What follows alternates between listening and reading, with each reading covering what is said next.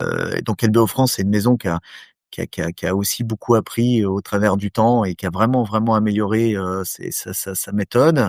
Avant de rejoindre, LBO France, si on remonte vraiment très, très loin, moi j'ai commencé dans le commissariat aux comptes où j'ai fait que de l'analyse de produits d'investissement. Donc j'étais spécialisé dans les produits de l'épargne, parce que c'est clairement, ce que j'aime et ma fibre depuis le début.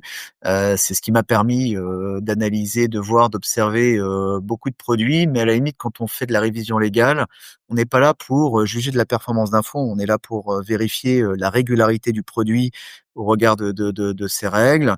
Mais on n'est absolument pas là pour juger la performance. Sauf que la vie a fait que, j'ai basculé ensuite dans les réseaux de distribution. Donc je me suis retrouvé cette fois confronté, aux fonds d'investissement avec un autre regard, tout simplement parce que comme j'ai, créé, amélioré, développé ou restructuré des réseaux de distribution, bah, en fait, c'est plutôt les sociétés de gestion qui venaient me voir pour m'expliquer pourquoi leur produit était magnifique et toujours meilleur que celui du voisin. Et sauf que forcément, quand je les écoutais et regardais leurs produits, je les regardais avec un prisme quand même technique, au regard de mon bagage. Et puis jusqu'au moment où, autour de 2015-2016, je me suis dit qu'il y avait quand même quelque chose à faire d'intéressant sur le marché du particulier. Et c'est le moment où effectivement, je me suis rapproché de LBO France pour, leur dire qu'une maison comme la leur, dans leur façon de travailler, avait tout à faire à s'intéresser au marché, du particulier. Et donc, bah, c'est ce qui a amené le développement de cette activité, via LBO France. Finalement assez en amont, de ce qu'on appelle aujourd'hui la démocratisation du private equity, qui est pas un terme que j'aime, particulièrement, parce qu'il y a pas d'altruisme, hein, en finance. Quand les sociétés de gestion vont vers un marché, c'est qu'elles ont des raisons objectives de s'y intéresser. Donc, c'est pas une On va démarche, en parler d'ailleurs. la main sur le cœur. Mais en tout cas, voilà, en 2017, j'ai lancé cette activité. Et donc, bah, je suis ravi d'être là, je suis ravi d'échanger avec vous. Et puis, bah, écoute, je t'écoute, hein. J'ai compris que on serait dans une interview vérité, et donc, bah, je C'est te laisse, important. lancer tes questions. Je trouve que c'est important en fait, déjà d'avoir quelqu'un qui maîtrise vraiment le sujet, d'autant plus quand on s'adresse à des gens comme moi qui sont encore dans les études et du côté vente, donc du côté CGP ou en banque privée ou en FO, peu importe, mais je veux dire de ce côté-là, parce que je trouve que, en tout cas de mon expérience d'alternant, qu'on a tendance à écouter les gens qui viennent nous présenter leur fonds, ce qui est normal, mais je trouve qu'on n'a pas tendance à creuser assez. Et je pense que c'est important quand on va faire souscrire à ses clients des produits tels que du private equity sur des montants qui peuvent parfois être importants, parce que ça touche une clientèle, en tout cas maintenant ça commence à changer un petit peu, mais en tout cas au départ qui était une clientèle fortunée. Et donc, pour moi, ça devient essentiel de comprendre le produit qu'on vend à son client, avant tout, au départ. C'est évident. Et pourtant, quand on est dans le secteur, on se rend vite compte que c'est pas toujours le cas. Voilà. Donc, très rapidement, je vous ai mis le parcours de Johan ici, pour ceux qui sont sur le live. Vous pourrez voir, ou sur la rediff. Je sais qu'il y en a pas mal qui aiment la rediff. Voilà, comme l'a dit Johan, il est arrivé chez LBO France et ils ont commencé à monter les choses dans le private equity très tôt, avant la démocratisation de ces actifs-là. Et donc, je trouve que c'est intéressant parce qu'il est capable de parler du changement du private equity, en tout cas de ce qui se passe aujourd'hui sur la scène private equity, où on regarde plus ces actifs-là qu'avant. Voilà, l'idée, Johan, et ceux du chat, vous le savez déjà, mais pour toi, Johan, bah, tu le sais aussi, vu que je t'ai partagé la map, c'est de descendre une map ensemble. Cette map-là, je vais vous la partager ensuite une fois qu'elle sera remplie sur LinkedIn pour ceux qui la veulent. Donc, il faudra suivre les posts, je vais vous la partager. Et l'idée, voilà, c'est que nous, de mon côté, j'ai préparé le live avec Johan en amont. On va aborder plein de questions, plein de thématiques. Et dès que vous avez des questions, des choses que vous comprenez pas, vous essayerez de mettre un message en chat. Moi, je vais naviguer entre le chat du live et les notes que j'ai préparées pour me repérer dans les questions et tout. Mais dans tous les cas, j'essaierai de jeter un œil. Et si on y revient après, c'est pas grave. On reviendra sur votre question. Voilà. Alors, capture. Ouais, on me dit dans le chat qu'il y a un gros écho sur mon son. Ok. Je vais essayer du coup. Tant que c'est pas sur le mien, tant mieux. Non, c'est pas sur le chien. Non, mais, j'aurais peut-être pas su, résoudre le problème, mais, je te laisse manœuvrer. Puis encore une Ouais. fois, alors moi, je suis pas un spécialiste des BAB, mais je trouvais que c'était pas mal. En tout cas, j'ai vu les copies écran que tu avais recherché sur Internet. C'est pas mal du tout. En tout cas, il y a beaucoup de choses à dire sur les éléments que tu as en tout cas décidé d'illustrer. Donc, j'attends ton go. Tu me poses des questions, tu me dis par quoi tu veux commencer, mais c'est assez intéressant en tout cas les images que tu as choisies. Donc, tu me dis par quoi tu veux commencer. Ouais, aucun problème. Je suis en train juste d'essayer de régler un peu le son parce qu'on me dit que j'ai un De l'écho. gros écho quand je parle. Alors, je sais pas de quoi ça peut venir. J'en ai aucune idée, les gars. Je sais pas de quoi ça pourrait venir, ça. Capture d'entrée, j'ai mes sources. Ok. J'ai l'impression que je suis plutôt ok, en fait. Donc, ouais. Bah, sinon, il y a une solution, hein. Tu commences tout de suite avec une question, et puis après, je reprends la parole, et puis comme ça, il y aura plus d'écho. Ouais, première question, c'est très simple. C'est même pas tant une question, en fait. C'est sur les stades d'investissement dans dans les entreprises. On sait qu'il y a plusieurs stades qui existent. Alors ça va entre guillemets plus risqué parce que c'est les entreprises les moins avancées dans leur jusque alors là c'est encore particulier capital retournement, mais en tout cas au stade plus avancé comme là où vous positionnez beaucoup chez LBO France, le capital transmission. Voilà, donc j'aimerais que tu expliques les différents stades d'investissement, ce à quoi ça correspond. Je vais essayer D'accord. de trouver de mon côté pourquoi j'ai cet écho-là, mais en tout cas, vous pouvez écouter, c'est Ok, super ok. intéressant et je remplirai après du coup ces choses-là. Ok, bah on peut peut-être s'appuyer sur l'image que tu as mis en dessous dans ta map où on voit une courbe avec les différents stades. Alors le venture capital, on l'appelle aussi le capital amorçage, c'est un stade de développement où effectivement l'entreprise, mais tu l'as dit un peu, elle est jeune. Souvent, c'est là qu'on va retrouver ce qu'on appelle les startups, en tout cas les boîtes innovantes. Parce que comme toute innovation, elle est portée par des sociétés qui démarrent. Donc souvent, on associe l'innovation à la jeunesse des sociétés. On le verra ensemble. En fait, l'innovation, elle est présente à tous les stades de développement d'une société, mais on va dire, elle a une caractéristique essentielle pour une jeune société qui veut s'imposer sur un marché ou en tout cas une autre façon d'adresser une problématique. Donc le venture capital, capital amorçage, on est sur des entreprises où le management a besoin de se lancer, a peu de clients et parfois à un stade très jeune, ce que tu appelles early stage dans notre jargon, donc un stade peu avancé du développement, peu de clients, parfois un produit qui est vraiment dans ses premières moutures et donc qui pourra aussi être amélioré, et donc une entreprise qui a besoin d'argent pour financer en tout cas son développement ou le lancement de son produit. Il peut y avoir à l'inverse un deuxième stade dans le capital amorçage qu'on appelle le late stage, où là on est sur des entreprises qui ont déjà mis leurs produits en route d'un point de vue commercial, ont déjà des premiers clients et commencent à faire tourner un peu de chiffre d'affaires. Et donc, elles sont, elles, déjà, on va dire plus opérationnelles.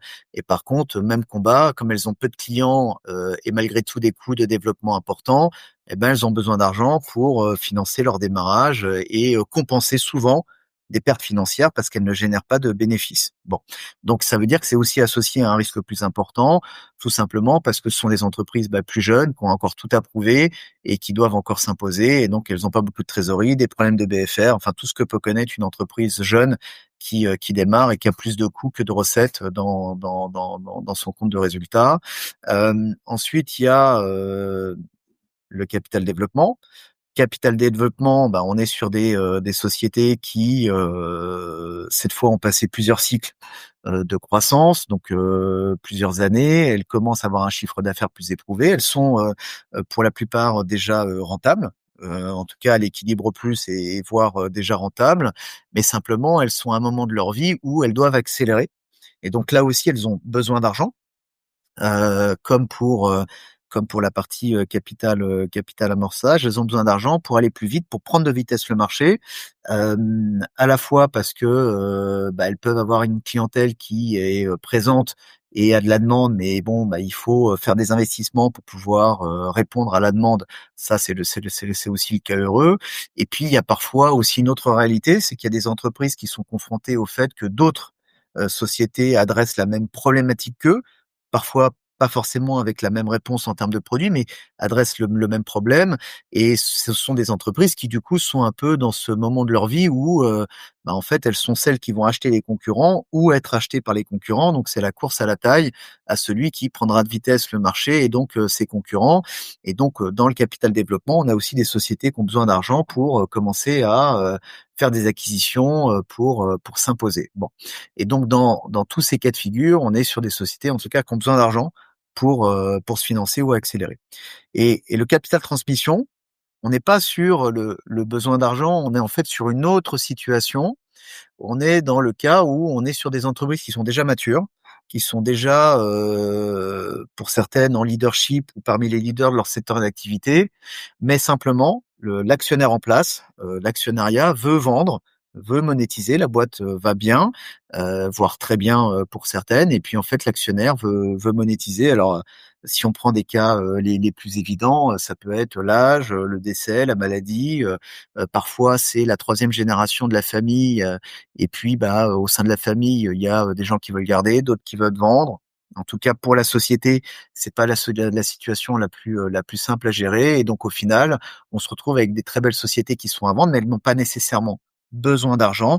Ce qui fait qu'elles font appel à des fonds d'investissement dans le capital transmission, c'est simplement le fait qu'elles vont changer de main, et donc confier finalement la suite de la vie de l'entreprise à quelqu'un d'autre. Et comme ce sont des sociétés d'une certaine taille ou en tout cas d'une certaine valeur, le management en place, qui peut être excellent par ailleurs, lui, le management en place n'a pas forcément les moyens d'acheter la société aux actionnaires et donc va faire appel à des fonds d'investissement pour les accompagner dans le rachat de ces sociétés. Et donc, ce qui peut être l'opportunité d'ailleurs pour le management de monter plus au capital à l'occasion de cette transmission. Alors c'est effectivement le terrain de jeu de LBO France sur ses activités dites historiques, même si LBO France est une plateforme et a d'autres métiers, mais c'est vrai que quand on dit LBO France, le métier historique, c'est effectivement le leverage buyout et pour nous, spécialement sur le capital transmission. Ensuite, alors ce graphique que tu as mis est intéressant parce qu'effectivement, on évoque les entreprises en difficulté, et il y a un terme qui est utilisé dans le graphique que tu as choisi où on parle de situation spéciale. Alors ça, c'est intéressant, effectivement, ce terme de situation spéciale, parce que c'est un peu sûrement le terme le plus important. Et dans notre jargon, et peut-être que tu en as parlé, le capital retournement que effectivement, qui est pas cité en qualité de capital retournement dans le graphique que tu as utilisé. On parle de situation spéciale, mais c'est un peu la même chose. Le capital retournement, c'est quoi? Sont des entreprises qui rencontrent des difficultés, alors qui peuvent être conjoncturelles ou structurelles, mais qui sont à un moment donné dans leur vie confrontées à la nécessité de trouver des nouveaux relais de croissance, parce que en l'état actuel de la société, il y a des dysfonctionnements. Encore une fois, ils peuvent être ponctuels ou plus structurels, mais en tout cas, va faire appel à des fonds spécialisés pour les accompagner, pour retirer les cailloux dans la chaussure. Alors, les cailloux peuvent être plus ou moins gros en fonction des difficultés rencontrées, d'où la notion de situation spéciale. Bon. Oui. Mais ça, C'est c'est pas vraiment à part. C'est vraiment à part. Oui, et puis forcément le graphique a une difficulté, c'est que le graphique le met un peu complètement au bout de la page, comme si c'était un peu l'après du capital transmission, en mode une société elle est mature et puis après elle décline. La réalité, c'est que des entreprises peuvent être en difficulté à tous les stades de développement, pas forcément nécessairement après le capital transmission. Mais On va en parler après ok, parce que j'ai un avis. ok, J'ai un avis là-dessus, on avec avait déjà plaisir. parlé quand on a préparé le live, mais voilà. Juste les gars, je vais essayer de faire un test en coupant mon micro, mon entrée en tout cas sur OBS. Et normalement, vu que j'ai la capture d'écran de Teams, vous devriez m'entendre. Alors, juste s'il y a un gars dans le chat qui peut me faire un retour, je coupe mon son. Et voilà. Donc là, est-ce que vous pouvez me dire si vous m'entendez ou pas? S'il vous plaît, ça serait sympa. Toi, Johan, normalement, tu m'entends toujours pareil. Moi, je t'entends très bien et j'ai pas d'écho.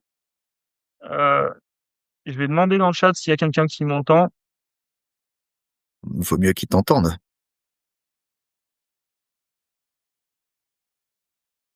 Ok, on m'entend. On est bon? On m'entend. Donc en fait, il fallait juste que je check ça. Donc parfait. Donc je continue. Donc, en tout cas, Ok, tu peux effectivement, ça, continuer. On est au top. donc Là, c'est on c'est peut les vraiment se différents, pencher sur la question. donc c'est les différents stades de développement des sociétés et en face de chaque stade de développement, il va y avoir une réponse appropriée parce que le besoin de l'entreprise n'est pas le même et donc il y a des fonds plus ou moins spécialisés dans une thématique, plusieurs thématiques. Nous, c'est vrai, mais tu l'as dit, mais historiquement, notre métier cœur, c'est le capital transmission que l'on peut faire en small cap ou en mid cap. Quand on parle de mid cap, plutôt lower mid cap chez nous. Donc quand je dis ça, c'est plutôt des tailles d'entreprise que l'on va adresser. Tu le situes comment, toi? Parce que je sais que, par exemple, il y a une petite différence entre la France et les US là-dessus. Quand on parle de mid-cap aux US, par exemple, c'est pas équivalent à ce qu'on trouve en France. En gros, vous, ça représente votre cible, c'est quoi à peu près comme taille d'entreprise? Si tu pourrais situer, parce qu'on se rend compte. Si on parle de small cap chez nous, ce qui va pas forcément être le small cap chez les acteurs plus petits, le small cap chez nous, mais c'est plutôt une convention assez globalement retenue pour l'Europe. Ce sont des entreprises dont la valorisation est entre 20 et 100 millions d'euros. Alors attention, quand on parle de valorisation, on parle de valorisation liée à une génération de cash flow et de revenus. On n'est pas sur du 20, 30, 40, 50 millions d'euros comme dans certaines startups qui ne génèrent pas encore de revenus, mais on mise sur l'hypercroissance future. Nous, comme on est sur des sociétés qui sont déjà matures, quand on parle de valeur d'entreprise entre 20 et 100 millions d'euros, on est quand même sur des notions très tangibles de génération de résultats et donc de cash flow et d'EBITDA, et donc entre 20 et 100 millions d'euros de valeur d'entreprise. Le mid cap, la convention, c'est de dire que le mid cap, ça commence à partir de 100 millions d'euros. Et en général, on retient comme borne haute des valeurs d'entreprise à 1 milliard d'euros. Et après, quand on parle de lower mid cap, en tout cas chez nous, chez LBO France, ça veut dire que notre terrain de jeu va être sur des sociétés dont la valeur au moment de l'acquisition va être entre 100 millions d'euros, enfin 100, 120 millions d'euros et 200, 250 millions d'euros. Voilà. Donc, ce qui nous met sur un segment plus bas du mid cap. Après, il y a des raisons qui font qu'on préfère travailler ce terrain de jeu. Ça, je pense qu'on le verra peut-être à d'autres moments. Mais voilà ce qu'on peut dire. Small cap entre 20 et 100 millions d'euros, mid cap entre 100 millions et 1 milliard, et puis lower mid cap, qui est, on va dire, la partie basse du segment mid cap. Ok, donc déjà hyper spécialisé, si on reprend. Mais ce qui est logique, parce que ça demande des compétences. En fait, chaque stade d'investissement, j'imagine, Va adresser requiert des des besoins compétences différents. différentes. Mm. Et j'aimerais d'ailleurs, si tu peux revenir, Johan, vu que maintenant le son c'est OK et tout, si je peux rajouter par exemple deux, trois mots-clés sur le venture capital. Je sais que tu l'as présenté tout à l'heure. Moi, Ouais. j'aimerais, de toute façon, t'es sur la map, j'imagine en même temps. Si je pourrais mettre quelques mots-clés, tu vois, des différents stades Ah, d'investissement qu'on trouve dans le venture, comment tu présenterais ça, toi, en quelques la- mots le- rapidement? le venture capital, bah, c'est ce que je disais déjà, il y a deux sous-catégories. Il y a ce qu'on appelle l'early stage et le late stage. L'early stage, c'est des sociétés qui sont jeunes, qui n'ont pas forcément encore mis en marché leurs produits. Et donc, il s'agit pour elles de financer l'innovation et leurs coûts pour pouvoir mettre en marché leurs produits. Donc, ils peuvent avoir identifié la clientèle, leurs fournisseurs, ils peuvent avoir commencé, bien évidemment, à avoir un prototype, mais on va dire qu'ils ne sont pas encore à un stade industriel de leur développement en ayant passé plusieurs cycles de croissance, donc en ayant déjà plusieurs années de tests et de commercialisation. Le late stage, on est sur des entreprises qui, pareil, on est dans des jeunes sociétés, donc on parlait tout à l'heure d'un terme qui est souvent utilisé, on parle de start-up. Le late stage, on est sur des entreprises qui ont déjà mis en marché leurs produits, même si c'est une version bêta 1, bêta 2 du produit, mais en tout cas, elles sont déjà au stade de l'industrialisation et d'avoir passé plusieurs cycles économiques pour tester ou éprouver leur modèle pour ensuite l'améliorer. Et donc, le besoin reste le même parce que le point commun, c'est qu'elles ont peu de clients, qu'elles ont une consommation d'argent qui est importante parce qu'elles sont au démarrage de leur activité. Et donc, forcément, leur besoin, c'est de financer la croissance. Et puis, elles sont pas, pour la plupart, ou la quasi-totalité, elles sont pas positifs en résultat. C'est-à-dire qu'en fait, elles dépensent plus qu'elles ne gagnent. Et donc, c'est pour ça qu'on parle de venture capital ou de capital risque, parce que, voilà, ce sont des entreprises qui forcément sont plus jeunes et font forcément un pari sur l'avenir plus important. Et donc, on les associe souvent à un risque plus important, d'où la notion de capital risque.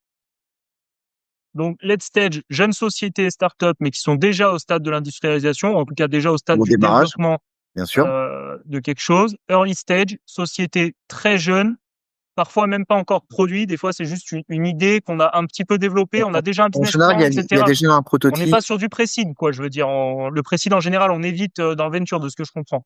Oui, oui, oui. Non, mais voilà, même en early stage, on est quand même sur les entreprises. En général, elles ont leur prototype, elles ont identifié des premières marques d'intérêt chez des clients. Donc, on démarre pas non plus de zéro.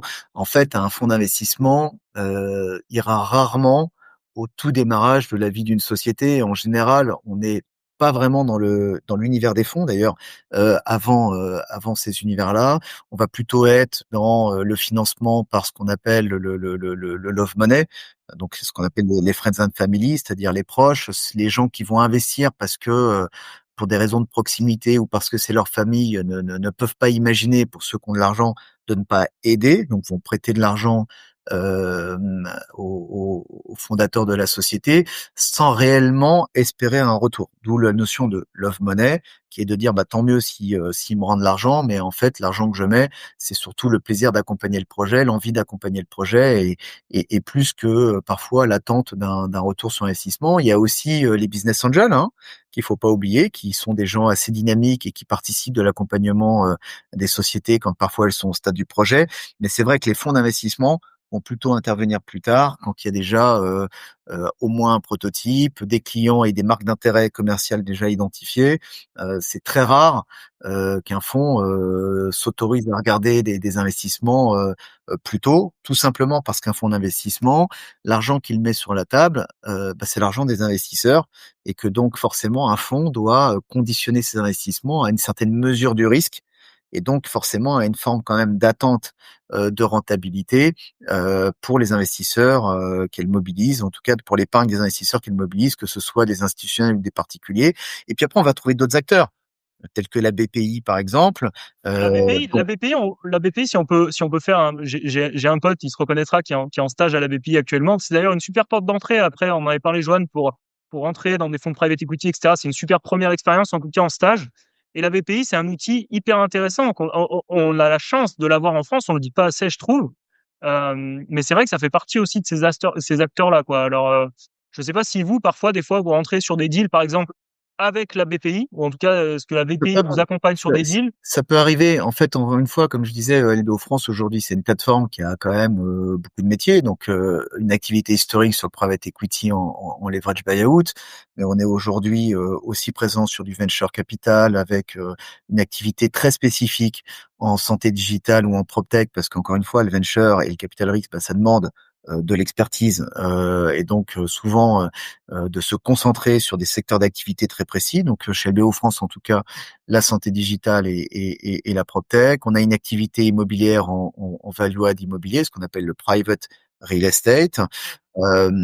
Et donc aujourd'hui, on a même une activité en gestion cotée, parce que on a eu la chance de pouvoir se développer et de se tester sur ce type d'activité. Donc la plateforme est globale aujourd'hui chez LBO France, elle est multigéographie aussi, hein. Nous, quand on achète des sociétés, comme vous l'avez compris, elles sont plutôt matures. Si on revient sur nos segments, on va dire historiques, donc des sociétés qui sont profitables, qui sont déjà en croissance, et donc le corollaire, c'est qu'elles sont souvent déjà à l'international.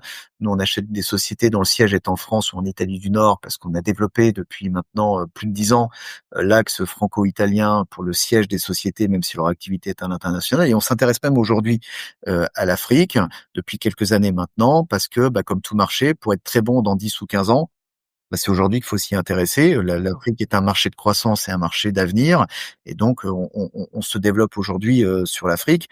Donc tout ça pour dire que chaque société de gestion effectivement a des expertises, et qu'en fonction de ces expertises, bah, va les déployer sur des investissements et des natures de sociétés qui bah, forcément matchent avec ces expertises, puisque in fine, quand on est un fonds et qu'on mobilise l'épargne des investisseurs, bah, on a en face de nous des gens qui ont des attentes en termes de rentabilité, et donc ça suppose de faire des bons choix d'investissement et de pouvoir valoriser l'argent qui nous est confié au travers des fonds.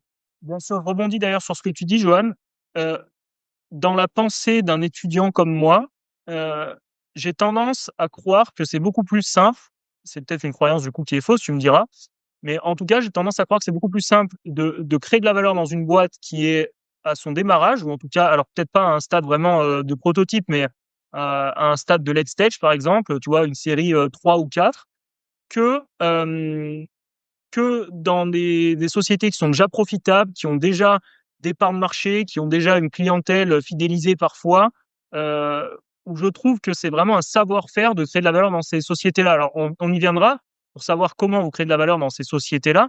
Mais est-ce que tu partages mon avis là-dessus, ou est-ce que c'est une croyance qui est fausse? Alors, euh, alors déjà, il faut distinguer la notion de création de valeur de la création de rentabilité. Moi, je pense que effectivement, c'est assez intuitif de considérer que quand une entreprise est jeune, bah, il y a beaucoup de choses à créer, bien évidemment, puisqu'il y a tout à créer. Donc forcément, on peut, pour peu d'être expert, encore une fois, au regard de la nature de l'activité de la société, on peut tout à fait, et c'est intuitif, considérer qu'il y a beaucoup de valeur, en tout cas de création de valeur, à pouvoir apporter en accompagnant ces sociétés, parce que bah, tout simplement, il y a tout à faire, comparativement à des sociétés qui sont beaucoup plus matures, qui n'ont pas attendu les fonds pour lancer des initiatives, pour en tout cas créer de la valeur. Bon. Maintenant, il faut vraiment distinguer la notion de création de valeur de la notion de rentabilité, parce que la question, peut-être, mais je peux la projeter, c'est est-ce que la création de valeur, qui peut être très importante, alors, globalement, à tout stade de société, on peut faire de la création de valeur, mais effectivement, intuitivement, qui peut être très forte quand on accompagne des jeunes sociétés qui ont tout à faire, est-ce que ça va être assorti d'une création de rendement? En fait, est-ce que l'intensité de la création de valeur qu'on peut avoir dans le venture capital va être nécessairement assortie de beaucoup de création, de rentabilité, et donc de performance économique pour les investisseurs? Là, ça va être beaucoup plus mitigé. Donc peut-être que ça peut être intéressant plutôt d'aller sur cette question-là, de est-ce que création de valeur égale création de rendement? Peut-être Ouais, une on va en question, hein. parler juste après. Euh, On va en parler juste après, mais c'est très intéressant en tout cas d'avoir ton point de alors, vue, et tu as bien fait voilà de distinguer les deux. C'est vrai que du coup dans mon propos, je suis allé un peu vite. C'est des On a tendance à confondre les deux, et c'est pourtant deux choses bien distinctes. Tu as bien fait de le préciser. Je voulais juste te dire, Johan, dans le venture capital, quand mhm. revenir dessus, parce que c'est hyper intéressant, et en ce moment c'est à la mode, tu le sais, les fonds de VC sont hyper à la mode, surtout chez les jeunes générations, tout le monde veut travailler dans les fonds de VC quand on est jeune. Euh, je voulais juste savoir, c'est une question que j'avais notée, je l'ai sous les yeux et je voulais vraiment la poser. Dans le VC, on dit souvent, pour écouter, moi je suis un grand fan de Jean de la Roche-Brochard, le patron de Kima Ventures, le fonds de venture capital de Xavier Niel, et il parle souvent de feeling avec l'entrepreneur quand tu investis. Et je me dis, ben, en fait, c'est quand même assez loin de ce que vous faites chez LBO France, où il y a de la due deal sur les fonds, vous analysez les fonds, vous essayez de comprendre comment on crée de la valeur, il y a de la modélisation financière, et pour vous projeter si vous faites un deal ou pas, il y a vraiment beaucoup de questions en amont, qui sont basées sur des chiffres parfois. Alors que dans le VC, j'ai l'impression, tu me dis si je me trompe, mais que c'est quand même beaucoup plus sur du feeling de l'entrepreneur. Ok, savoir si le gars, peu importe le domaine d'ailleurs, est capable de créer quelque chose, est-ce qu'il va aller loin ou pas un petit peu dans l'idée. D'accord. Alors Alors, que les outils de modélisation financière, j'ai l'impression, ont beaucoup moins d'importance là-dedans. Mais peut-être que c'est une croyance fausse ok, encore une fois, et c'est pour ok. ça que c'est intéressant d'avoir ton point de vue. Ok, c'est une super question. Euh, Encore une fois, il y a une partie intuitive et puis après, il y a des fondamentaux qu'il faudra jamais oublier. Mais sur la partie intuitive, c'est évident qu'une société jeune, comme elle a tout approuvé, on fait un pari sur l'avenir, et forcément, on n'a pas de passé, on n'a pas 10 ans, 20 ans d'exercice d'une société pour mesurer sa fiabilité, sa résilience, sa rentabilité passée dans les temps forts économiques et autant dans les temps plus difficiles pour voir comment elle a traversé les crises. Forcément, une boîte jeune par destination, on va regarder le futur et le futur, c'est forcément beaucoup plus un pari sur des convictions et donc ça nécessite d'avoir une confiance absolue dans les fondateurs de la société et donc dans leur capacité à transformer un BP sous Excel en réalité économique pour l'entreprise. Donc forcément qu'il faut avoir ce qu'on appelle une intime conviction quand on accompagne des fondateurs en venture capital parce qu'on n'a pas de repères du passé, sauf s'ils ont un track et qui sont plus âgés, des gens qui avaient une très forte expertise dans un domaine donné et puis qui décident de lancer leur propre projet. Et dans ce cas-là, on peut aussi éventuellement se baser sur l'expertise de ces gens-là dans leur activité passée. Mais quand on est face à des jeunes qui lancent un projet, on va parler d'un terme qui est maintenant largement utilisé quand on dit qui disrupte une industrie, bah forcément, on parie sur des jeunes, donc on parie sur des gens qui ont tout approuvé, hein, c'est comme un CV, hein. Quelqu'un qui est alternant ou qui est stagiaire, on va parier sur le bonhomme et sa capacité à réussir. Éventuellement, on va regarder son niveau d'études ou en tout cas la façon dont il a traversé son parcours scolaire, plus ou moins difficile en fonction des exigences des écoles qu'il aura fréquentées. Mais je veux dire, Surtout dans le private equity. on fait forcément un pari sur un jeune quand on l'embauche, mais on fait un pari sur des fondateurs quand ils sont jeunes, sur leur capacité à faire un BP. Ça, c'est vrai. Donc, ça demande une intime conviction. Mais pour autant, là où je vais modérer le propos, euh, la confiance dans le management, elle est essentielle à tous les stades des entreprises. Chez LBO France, si on n'a pas une confiance totale dans le management qu'on va accompagner dans la reprise d'une entreprise, si on n'a pas une confiance très forte dans le sentiment que cette équipe va pouvoir porter le projet d'accélération de la société, et bien évidemment, on va les accompagner et on a des moyens et des outils et des équipes dédiées pour ça. Mais pour autant, ça nécessite tout autant un alignement total avec le management sur le projet. Et donc nous, chez LBO France, si on n'a pas cet alignement d'intérêt sur, en tout cas, ce qu'on va faire dans l'entreprise pendant la durée de la détention, on n'investit pas dans l'entreprise. Donc cette conviction qu'on doit avoir dans le management, pour moi, elle existe à tous les stades de l'entreprise, à tous les stades de l'accompagnement. Elle est forcée et contrainte dans le venture capital parce que tu n'as que ça pour reposer ton analyse, c'est-à-dire est-ce que je crois en eux, puisque forcément tu peux pas analyser le passé de l'entreprise. Là où effectivement dans le capital transmission, tu es sur des entreprises parfois qui ont des décennies entières de track, et donc bien évidemment tu peux étayer ta conviction dans le management en regardant de manière effective comment l'entreprise a traversé, comme je disais tout à l'heure, autant les temps économiques forts que les temps plus faibles pour voir un peu comment effectivement le management a porté le développement de l'entreprise. Bon, mais vraiment, quels que soient les stades de l'entreprise, c'est très très important d'être aligné avec le management et de croire dans sa capacité à porter le projet. D'accord. Et des fois, ça passe par. Alors là, tu peux répondre très rapidement, parce qu'on va enchaîner peut-être sur la suite, mais c'est une question qui me vient en tête, parce que j'écoutais il y a pas longtemps Carlos Ghosn parler. Sa spécialité était de redresser un petit peu des boîtes qui étaient très en difficulté. Ça me fait penser.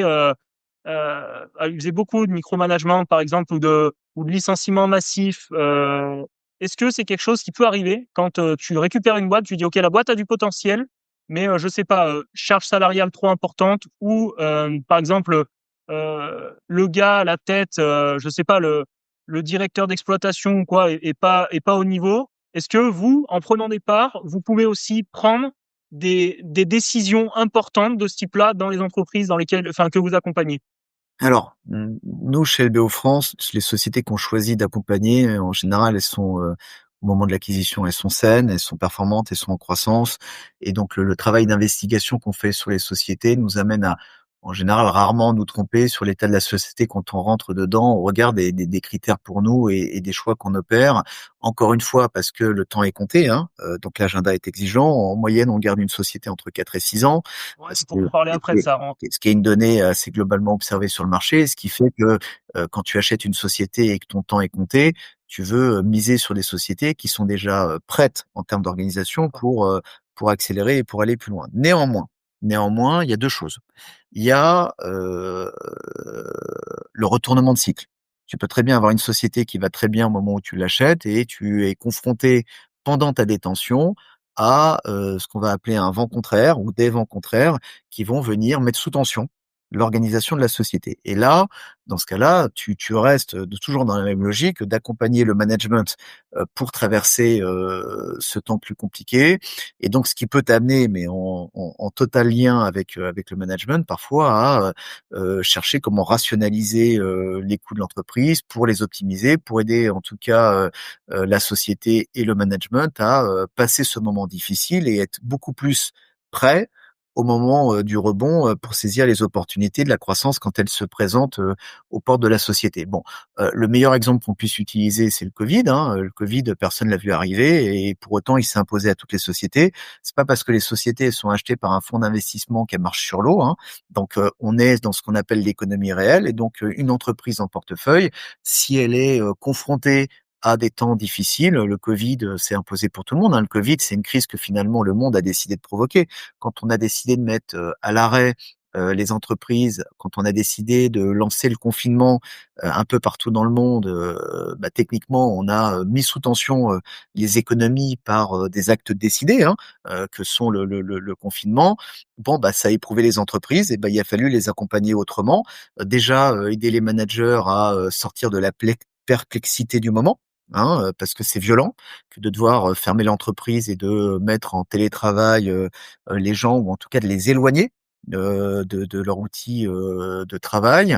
Alors quand tu es dans le service, bah, le télétravail, ça réagit plutôt bien et c'est là où il y a eu tout l'avènement d'ailleurs des moyens et des outils de télétravail. Mais quand tu es dans de la production industrielle, bon, bah, confiner les gens et les écarter ou les éloigner de l'outil professionnel, c'est très compliqué pour l'entreprise puisque ça se traduit par, littéralement arrêter la production. Bien Ce qui a sûr. généré des pénuries, dans pas mal de secteurs, pénuries de matières, ou en tout cas de matières premières pour d'autres industries et donc parfois quand, ce sont des pays qui mettent à l'arrêt, leur production, bah, c'est d'autres industries qui, par prolongement et par effet domino, ne n'ont plus de matières premières et donc c'est ce qu'on a appelé pendant le Covid, bah, toutes les pénuries qui ont été générées et qui ont bloqué finalement, beaucoup d'économies, en tout cas beaucoup d'entreprises sur leur propre activité en cascade. Et ben là, faut être présent aux côtés du management, les aider à passer ces moments-là, qui sont plus difficiles. C'est pas un objectif en soi. Le private equity, quand on prend les stats, est plutôt créateur d'emplois que destructeur d'emplois. Donc ça déjà, faut le rappeler. On est encore une fois, nous là, pour aider l'entreprise à passer d'un stade A à un stade B de son développement, hein, ce qu'on appelle casser les plafonds de verre en accompagnant le management à, bah, avec notre expertise et notre expérience, venir les compléter pour lancer des nouvelles initiatives, pour lesquelles soit ils y ont pas pensé, soit ils ont pas la compétence pour les lancer, soit parfois c'est une question de temps. Parce que quand une entreprise va très bien, heu, et ben, prendre du recul et raisonner plutôt à moyen terme, plutôt que de gérer le court terme quand tout fonctionne, bah, ça demande de la prise de recul. La prise de recul, ça demande du temps et que quand une entreprise va très bien, bah, le management n'a pas forcément le temps de ce recul-là. Donc parfois, on vient aussi les aider pour prendre ce recul. Et puis par contre, ce qui peut arriver, parce que tu en as un peu parlé, c'est qu'on peut aussi aider, et ça c'est une opportunité, les équipes à monter en compétences. Et donc quand dans une entreprise, tu as un comptable, bah, l'idée c'est de d'en faire un vrai directeur financier ou bien, s'il n'a pas les épaules pour devenir un directeur financier, de proposer au management de recruter un directeur financier, pour, en tout cas Donc apporter à en fait, l'entreprise plus de process. c'est presque la logique inverse du coup. C'est-à-dire que, il y a beaucoup de due deal qui est faite en avance pour analyser les deals et ensuite on va plutôt recruter pour essayer de faire passer l'entreprise d'un stade A à un stade B que de virer des gens parce que, c'est pas assez bien géré. L'idée, c'est que c'est déjà bien géré, OK, comment on peut faire mieux? C'est là où j'avais pas forcément Tout à l'info. fait. Très Et donc intéressant. et donc Et je après voulais revenir, Johan, oui, excuse-moi, je te oui, coupe, mais c'était très bien intéressant. Tu parlais d'une période compliquée pour les entreprises. Vous avez dû vous adapter, le Covid. Voilà, c'était quelque chose qu'on n'avait pas anticipé, j'imagine, dans les fonds, etc. Personne l'a anticipé. Et juste après, on a eu une période avec un rebond exceptionnel dans le private equity où on a ouvert les vannes complètement. En gros, dans le pitch, on avait qu'à mettre IA et c'était presque gagné pour lever des fonds, pour bah, tout un tas de choses. Et je voulais revenir sur ça parce que il y a eu un engouement énorme pour le private equity à cette époque-là. Euh, et comment dire? on a l'impression, en tout cas dans les marchés financiers, c'est le cas, dans plein d'autres domaines, c'est le cas, que une fois que la vague est passée, elle est passée, quoi. Si tout le monde en parle, on dit souvent, par exemple, sur Bitcoin, dans les cycles, quand on était quelques mois après le halving et qu'on commençait à rentrer en période de bull run, si on commence à en entendre parler sur le JT, etc., c'est qu'il faut plus, il faut vendre, quoi. Est-ce que sur le private equity, tu as ce même ressenti-là, ou est-ce que tu te dis, c'est encore possible de faire des choses bien en private equity? Simplement, voilà, peut-être qu'il faut ajuster, je sais pas. Quel est ton Voilà. ressenti là-dessus? Ok, ok. Alors, alors la question. Désolé. Non, non, mais la question, elle est très bonne et moi j'aime bien être mesuré en tout parce que encore une fois, c'est une classe d'actifs comme une autre et puis c'est pas une martingale. Donc ça veut dire quoi? Ça veut dire que quand il y a du succès, c'est qu'il y a du travail, c'est qu'il y a de la discipline et que c'est pas parce qu'on met les lettres private equity que tout va marcher chez tout le monde. Bon, donc ça c'est important de l'avoir en tête. Donc quand il y a du succès, c'est qu'il y a du travail et c'est que le travail a été bien fait. Bon, et ça c'est vrai quels que soient les cycles. Maintenant, est-ce qu'il y a un bon cycle ou un mauvais cycle pour investir dans le private equity?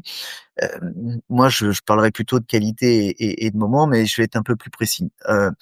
Quand les marchés sont bullish, c'est-à-dire que ça montre qu'il y a de la croissance économique très forte, bah, faire du private equity, on peut se dire intuitivement que c'est bien parce que comme il y a l'économie qui nous pousse avec le vent dans le dos cette fois et non pas des vents contraires, bah, on pourrait se dire que ça rend la vie plus facile pour les entreprises et donc pour un fonds, c'est plus facile de lancer des initiatives. Bon, mais Bien sûr. quand le marché est bullish, ça veut dire aussi que potentiellement on achète les sociétés plus chères parce que bah ça laisse les prix monter parce que forcément quand tout le monde se dit que la croissance est facile, bah c'est plus attractif d'acheter les sociétés et donc mais peut-être que les prix s'ajustent et qu'on va les payer plus cher. Donc peut-être qu'on vend très bien et qu'on accompagne plus facilement, mais potentiellement peut-être qu'on achète plus cher. Bon, à l'inverse, dans des marchés qui sont plus difficiles, euh, est-ce que c'est moins approprié de faire du private equity? Ben pas forcément. Pourquoi? Parce que bah, quand les marchés sont plus difficiles, euh, eh ben, ça met sous tension les entreprises et ça permet en fait de vérifier en live comment elles sont en train de traverser la crise. Et donc, quand on achète une entreprise qui vient de traverser 2, 3 années de marché plus difficiles ou d'économie plus difficile, bah, quelque part, bah, il suffit de regarder comment elle se comporte et de voir si elle est résiliente parce qu'elle est dans l'exercice confrontée à un marché économique plus difficile. Alors que quand tu achètes une entreprise avec 5 ou 6 ans de croissance dans le dos, bah, comment elle traverserait la crise si une crise arrivait? Est-ce qu'elle serait impactée? C'est difficile de faire des pronostics. Et donc souvent, d'ailleurs, les analyses montrent que les meilleurs fonds de private equity sont les fonds qui se lancent quand on achète les sociétés pendant les temps durs, bah parce que finalement, on les achète mieux. D'abord parce que les prix sont plus raisonnables et aussi parce qu'on est encore plus efficace en sélectivité parce que bah, forcément, le marché nous aide à faire le tri entre les entreprises qui sont résilientes de celles qui ne le sont pas. Bon, donc j'ai envie de dire, dans un marché qui monte, ben c'est peut-être plus facile de développer et c'est peut-être potentiellement plus facile de vendre, mais d'un autre côté, on achète plus cher. Et puis dans un marché qui est plus difficile, bah peut-être que ça demande plus de travail pour accompagner les sociétés en attendant que la croissance se représente, mais d'un autre côté, on achète mieux les actifs parce que les prix sont plus raisonnés et puis parce qu'on les choisit mieux. Donc, il n'y a pas de bon ou de mauvais timing. Ce qui compte, c'est la discipline, la façon dont la société de gestion va procéder pour réaliser des investissements. La discipline sur les prix, elle doit être permanente. La qualité du projet, est-ce qu'on sait exactement et est-ce qu'on ne se trompe pas dans ce qu'on va mettre en œuvre dans l'entreprise pour l'aider à accélérer. Euh, le temps fabuleux, mais ça c'est bien sûr qu'on pourrait imaginer le parfait timing. Le parfait timing, ça serait quoi? Ça serait d'acheter les entreprises quand on est dans un temps plus difficile pour mieux les acheter, et puis la croissance qui revient immédiatement. Bah voilà, ça c'est sûr que ça serait Bah, post-Covid, c'est un peu ce qu'on a eu temps quand même. Post-Covid, c'est un petit idéal. peu ce qu'on a eu. Ça serait un peu le temps idéal. Tout de suite Euh, après, c'était très cher, quoi. On va le voir, Johan. Tu sais, alors, juste j'ai mis le avant, screen avant qu'on de aille plus l'indice loin, Argus Market. Je l'avais présenté pour ceux qui me suivent sur Insta. J'avais fait une petite vidéo sur cet indice-là que je trouve hyper intéressant. Tu m'avais conseillé d'ailleurs, Johan, quand tu avais fait une formation au sein du cabinet, etc. C'était super. Voilà, mais je voulais juste revenir sur le fait que aujourd'hui, c'est encore possible du coup de créer de la valeur comme il y a 20 ans ou pas, selon toi. Tu vois, alors, Avant peut-être qu'on aille dessus, parce que moi, il y a une photo que tu as mis, j'aimerais bien qu'on aille dessus. Bravo à toi, parce que en plus c'est en anglais, tout le monde va pas sur les documents en anglais. C'est un document de McKinsey que tu Oui, as ok. utilisé. Je veux bien qu'on aille Ok. dessus, si tu veux bien le montrer, parce que c'est hyper intéressant que tu sois allé sur cette étude. En tout cas, bravo à toi, parce que pour le coup, c'est une étude que j'aime bien. Et ce graphique, il est intéressant parce que quand tu parlais d'engouement ou d'effet de mode ou autre, bah là, on voit bien, on le voit par les chiffres que si on compare à partir de 2009, il y a une très forte accélération des volumes sur le capital investissement. Bon, ça c'est évident que On le voit l'image le du montre coup, bien. ce que j'imaginais sur la période Covid, Tout à post-Covid, fait, à tout à partir de fait. 2021, c'est quelque Par chose de contre, phénoménal quand même. oui, mais alors tu dis à partir de 2021, mais c'est intéressant parce que ce que montre ce graphique pour autant, c'est que après 2021, il y a une nette décroissance des volumes. Et donc ça aussi c'est intéressant parce qu'on voit moins 22% sur la levée de fonds. Hein. Fundraising, ça veut dire levée de fonds. Euh, et donc ça veut dire aussi quand même que globalement les grands investisseurs, les professionnels de l'investissement, sont beaucoup plus exigeants, beaucoup plus sélectifs parce que en revanche derrière cette tendance de fond, où effectivement on voit une augmentation massive des volumes, si on prend une tendance de fond, bah, si on regarde les dernières années, et notamment ce que montre le graphique, c'est qu'on a des investisseurs professionnels un peu plus réservés, du moins beaucoup plus sélectifs et beaucoup plus mesurés, ce qui prouve là aussi que si les grands acteurs de l'investissement, les grands spécialistes, on va dire expérimentés, ont réduit un peu la voilure, c'est que ça valide un peu ce que je disais sur le fait qu'il faut être extrêmement sélectif et que c'est pas parce qu'on fait du private equity que c'est une martingale, ça veut pas dire que tout va marcher. Et donc, en tout cas, si le marché montre depuis 2021 une forme de décroissance, c'est qu'il faut être extrêmement sélectif sur les investissements qu'on va réaliser. Donc oui, il y a une tendance de fond, oui, il y a un engouement, mais derrière ça, on voit que il faut affiner un peu les résultats. Et je trouve que ce graphique que tu as projeté le montre assez bien. Bien sûr. Et je voulais juste compléter en disant que au-delà de ce graphique-là qui montre l'engouement pour le private equity, on voit qu'il y a une nette démocratisation. Alors, je sais que tu n'aimes pas le terme, mais en tout cas, on ouvre aux épargnants moins fortunés qu'au départ. C'est cette classe d'actifs-là. On le voit, je viens d'avoir un message dans le chat qui parle de Trade Republic et de son offre. C'est rigolo parce qu'on en a parlé, on en a parlé avant dans la journée, etc. Moi, j'ai lu une étude là-dessus aujourd'hui même. Et c'est assez intéressant. Ouais, je vais pas donner mon avis en live comme ça, mais oui, on est sur des choses bien différentes, en tout cas, de ce que fait par exemple Johan ou d'autres fonds de private equity. C'est deux choses qui n'ont rien à voir. Déjà, entre un fonds de fonds et un fonds qui va investir directement dans les entreprises, il y a une grosse différence.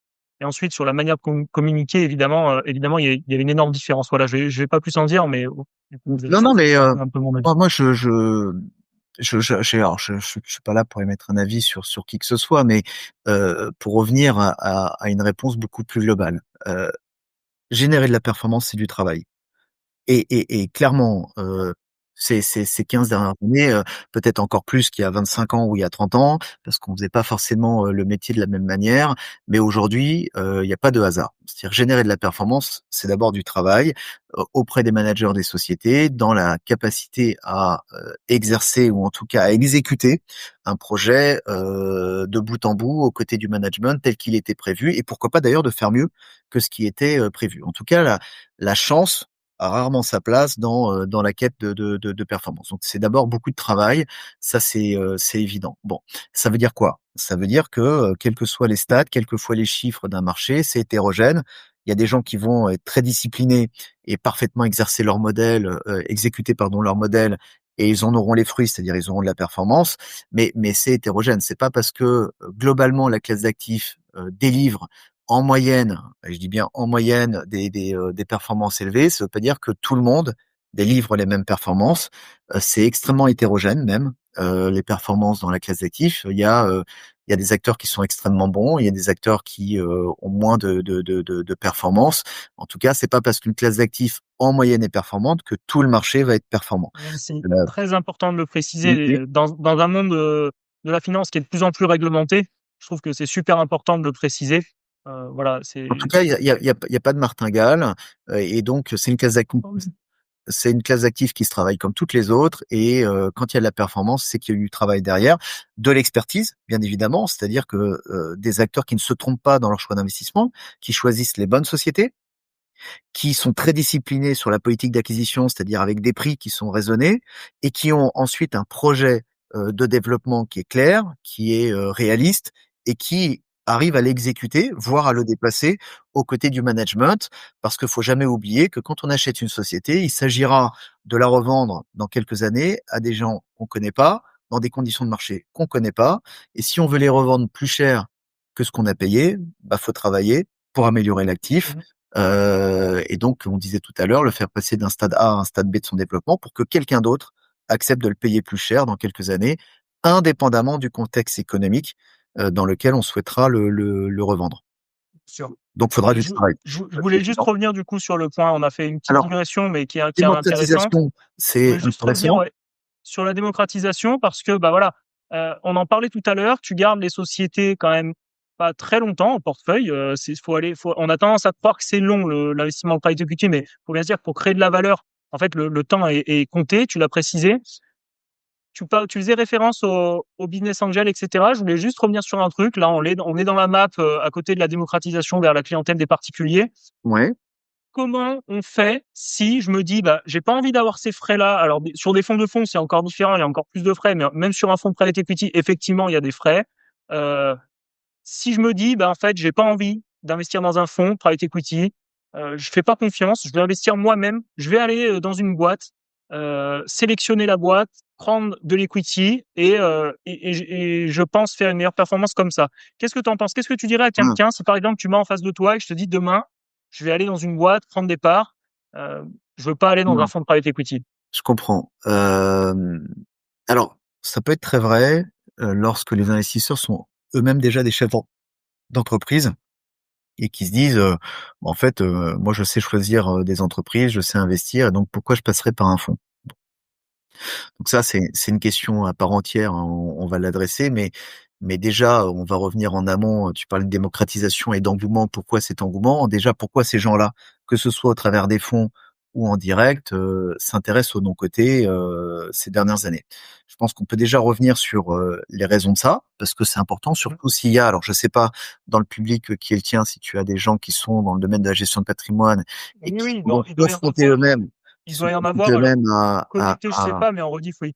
Ok, à cet intérêt-là, je pense que déjà on peut revenir là-dessus sur l'avènement et le boom de la démocratisation et pourquoi il y a autant d'intérêt des investisseurs aujourd'hui sur les offres proposées. Bon, ce qui est évident, et ça on peut y répondre, et c'est important de prendre un peu d'historique. En fait, avec l'avènement d'Internet depuis le début des années 2000, hein, pour les moins jeunes, ils sauront de quoi je parle. Les plus jeunes sont nés avec Internet, mais clairement, il y a un point important, c'est finalement le début des années 2000, avec l'avènement d'Internet et en fait des plateformes de transactions. Il faut pas oublier que le début des années 2000, ça a amené beaucoup d'investisseurs à succomber aux sirènes de l'investissement globalement et un peu plus c'est spéculatif parce que ben avec Internet, avec les plateformes de trading et autres, ben, finalement les gens ont pu accéder plus facilement à l'investissement avec un grand I que par le passé. Bon, et donc les marchés devenaient finalement accessibles et il y avait surtout début des années 2000 et fin des années 90 une forme de perception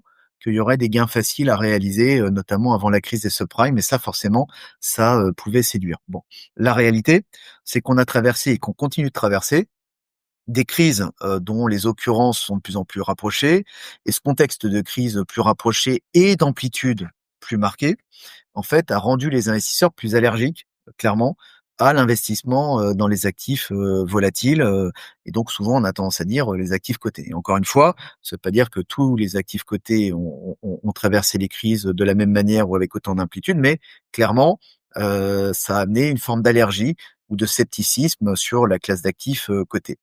Et donc, forcément, les investisseurs, quand ils ont vu arriver le non coté, qui par nature, parce que pas coté, subit pas la volatilité des marchés financiers de la même manière, bah forcément, c'était l'occasion pour eux de peut-être trouver une alternative ou une autre façon de compléter leurs investissements en allant investir une partie de leur cash dans des sociétés non cotées, parce qu'il y avait une forme de de lisibilité sur l'évolution des sociétés, parce que forcément c'est un peu plus comptable, il n'y a pas de carnet d'ordre, hein, il y a pas cette logique, cette incompréhension des gens, d'avoir le sentiment que l'entreprise annonce des bonnes nouvelles et puis le cours baisse. C'est sûr que dans le non-côté, si la société améliore sa profitabilité, ben, sa valeur augmente. Si à l'inverse, elle a plus de difficultés, sa valeur baisse. Et donc ça donne plus de lisibilité aux investisseurs. Bon. Bien sûr, mais je voulais juste revenir quand tu parlais de diversification, etc., en allant sur des actifs non cotés. Moi, j'ai un avis assez tranché sur la question. J'aimerais te le partager. J'aimerais avoir le tien, Mhm. en tant que personne qui évolue dans ce secteur-là. Je trouve que alors ça peut être vrai avec ce que tu dis là, et parfois ça protège même les investisseurs. On voit aujourd'hui des mouvements sur les marchés qui sont parfois pas justifiés. On l'a vu avec Elon Musk par exemple, dès qu'il y avait une annonce, le cours de Tesla augmentait ou baissait. Il n'y avait pas de réel changement dans la rentabilité, en tout cas dans les chiffres de Tesla. Et par contre, je trouve que on reste quand même sur la même classe d'actifs entre le private equity et des entreprises cotées, dans le sens où ça reste des entreprises derrière, dans tous les cas. Oui, oui, oui. Ça Alors, reste de la prise de participation dans des entreprises. totalement. C'est là où, par contre, je te rejoins à 1000%. Oui, de mon côté, échappe à la volatilité des marchés parce que par construction logique, il n'y a pas de carnet d'ordre. Donc, il y a pas de je veux vendre indépendamment de la qualité des informations qui ont été données, ce qui donne une forme de stabilité à la valeur. Néanmoins, quand il y a de la volatilité sur les marchés cotés, c'est que l'économie est tendue. Et quand l'économie est tendue, bah, elle est tendue pour toutes les entreprises, qu'elles soient cotées ou non cotées. Et donc, bien évidemment, le non coté et les entreprises non cotées n'échappent pas à l'économie réelle. C'est-à-dire que si l'économie est tendue, ça mettra de la pression sur les entreprises non cotées dans leur capacité à générer des cash flows et donc du résultat positif.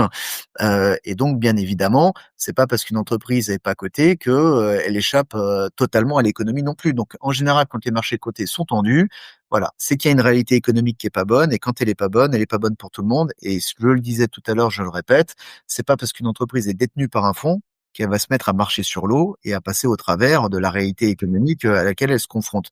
Donc nous, notre métier, par contre, c'est d'être un investisseur, ce qu'on appelle le capital patient. Donc, on n'est pas là pour rentrer, sortir et spéculer. On est qu'une fois qu'on on y est vraiment. Et donc, nous, notre job, c'est par contre, encore une fois, d'accompagner les entreprises indépendamment des cycles, qu'ils soient bons pour aller saisir des initiatives d'accélération et les aider à les mettre en œuvre avec le plus d'efficacité possible. Mais à l'inverse, on est là aussi dans les temps un peu plus difficiles pour les aider à traverser le mieux possible et si possible mieux que leurs concurrents des phases plus compliquées de marché. C'est cette notion de capital patient. C'est peut-être aussi ce que quêtent les investisseurs lorsqu'ils investissent dans des fonds, c'est d'abord de faire confiance, ou en tout cas de se reposer, en tout cas de confier leur épargne à des acteurs dont ils savent l'investissement aux côtés des sociétés, indépendamment des cycles. Après, pour revenir du coup par projection sur ta deuxième partie de question de tout à l'heure, qui est est-ce que j'y vais tout seul ou est-ce que j'y vais au travers des fonds? Euh, Bien évidemment, qu'un entrepreneur qui veut investir en direct et tout seul dans ces sociétés, bon, d'abord, nous, on peut que être ravis de savoir qu'ils le font, parce que soutenir les entreprises et les accompagner, nous, on est pro-entreprise, donc forcément, en tout cas chez LBO France, on sera toujours heureux de savoir que des entrepreneurs investissent dans le tissu économique, qu'il soit local ou plus global. Donc ça, on peut que le féliciter. Maintenant, il y a des réalités. Il y a des réalités. Quelles sont ces réalités? Quand on investit dans un fonds, c'est l'opportunité pour des investisseurs d'aller dans des entreprises en général plus grandes qu'ils n'auraient pas pu acheter eux-mêmes. Hein. Je disais tout à l'heure, le small cap, c'est des entreprises dont la valeur est entre 20 et 100 millions d'euros. Le mid cap, des valeurs d'entreprises entre 100 millions et 1 milliard d'euros. Ça veut dire quoi? Ça veut dire que quand tu as un portefeuille diversifié, même si on prenait qu'une dizaine de sociétés et qu'on en prenait 5 en small cap, entre 20 et 100 millions d'euros, on n'a qu'à prendre 50 millions d'euros, et puis on en prend 5 entre 100 millions et 1 milliard, et on va prendre exprès des petites valorisations, on va prendre des sociétés à 150 millions d'euros. Bon, on est tout de suite sur des portefeuilles dont la valeur globale des sociétés détenues dépasse 1 milliard. Bien sûr, bien sûr.